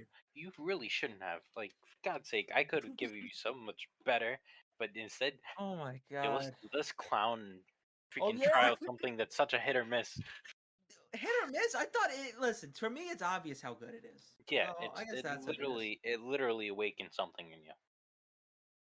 I think it did because after that, I watched Baki You watched. and Yu Yu Hakusho. Was Trigun pre JoJo? Trigun was pre JoJo. You already had a thing for watching manly men anime. No, Vash. He's not really a manly man. He's more of a goofball. He is. I remember you had me sit through a movie of it. I think. I didn't have you sit through it. I didn't have a choice in the matter either. And we had to watch that dubbed too. I Ugh. know, right? And then like right below was the Oh, subtitles. I want to get your opinion on this, Andrew. I Dub only or watched subbing? dub. I only watched. Yeah, we already had this conversation. I think a bit ago. We did. I'm not a weeb. Well, I mean, do Andrew not have. speak Japan. Okay. In general, it doesn't. In any circumstance, like for example, the new popular show Squid Game. That's in I am Korean. not even watching it. I'm 'cause not watching it either. But I don't do that. But if if it's you not were- dubbed, I wouldn't even watch would you never watch a sub? You just it. No. If there was Wow. not an option to watch it with English audio, I'm not watching it. why? Why? It's I would even take it where You're the literally video getting is in Korean, but the audio is in English. I would rather that type of desync than watch it sub. that just like Unless it was a show that I was like Dragon Ball. When Dragon Ball Super came out, because the dub is so far behind, I would watch Dragon Ball Super sub. But that's just because I love that show so much. that makes no sense. You're degrading the quality of the show so much just because you want to hear it in English. Well, I don't hold think on. it's- I have to. Here's the thing. Some dubs are redeemable. They're really Yeah, no, good. no, no. They make the show. There are some respectable dubs out there. Like Dragon Ball. Yeah, that Dragon Ball is one of the situations where I'm saying the dub is better than the sub. But there are far more situations where the dub actually detracts from the show via things that just don't translate right, or situations that, like, if you were watching the show, the desync, that drives me crazy. I would Like rather at that point, than just keep watch their mouth it. closed. Just keep their mouth closed at that point. They No, all have telepathy. I'd rather it do it that way than I read a show because it's not in my language, and then I You're miss missing out on all the. But I miss the emotional show expression. anyway because I'm reading it. You really don't. You really don't. You actually underestimate how easy it is for you to read something. But I've done it before, but it's not the same where I can give 100% of my attention to the visual. It's far better Visual than beauty. than seeing a guy literally not move his mouth, but he's saying lines and such half-baked emotions into it too. Like, I don't know, bro. You know what? We should pick this up next episode. Honestly, well, if you want to, you are the host next episode. I'm not doing that host crap. Oh Wait, my you went from yeah, it's okay to garbage. You know, it's okay. Well, on that note, It's okay. For my thing, I won't be so much a host. I'll just be like, yeah, let's do it like this. The host introduces, ends, Oh yeah. and guides. That's it. I'll do the end. I'm not forcing topics down your throat. I'm just saying, do the guide. Oh yeah. See, that's what I don't like though. Like, I don't like the guide part. Like, I just like just letting it flow without. We can have this discussion after we. No, we're having it now on camera for everybody No. to see. Yeah. In the words of Jeremy Clarkson, on that bombshell, we'll see you guys next time. But episode 3 it's the third time is the charm. Third time's the charm. That means we have to perfect it by the third, right? Yeah, or else we lose the channel. Yes. Technically, this is episode 3 if you want to get technical. No, But anyway, episode 0 was episode 0. Yeah, but it's really episode 1. No, it was under a different name. Doesn't count. Oh, my head hurts. All right. On that note, Andrew, finish us off. On that amazing bombshell, we'll wrap it up here. We hope to see you guys next week with Mikey hosting, and I hope you enjoyed. We'll see you next time. Adios. Yep, see ya. Kill it. I lost the command. Oh my god. Do this every time. Every time. This Should is we my pin first it? time. Do we have to pin it anywhere? We probably should, because I lost it. Get out, Craig. Leave. They can still hear us. Don't say anything incriminating.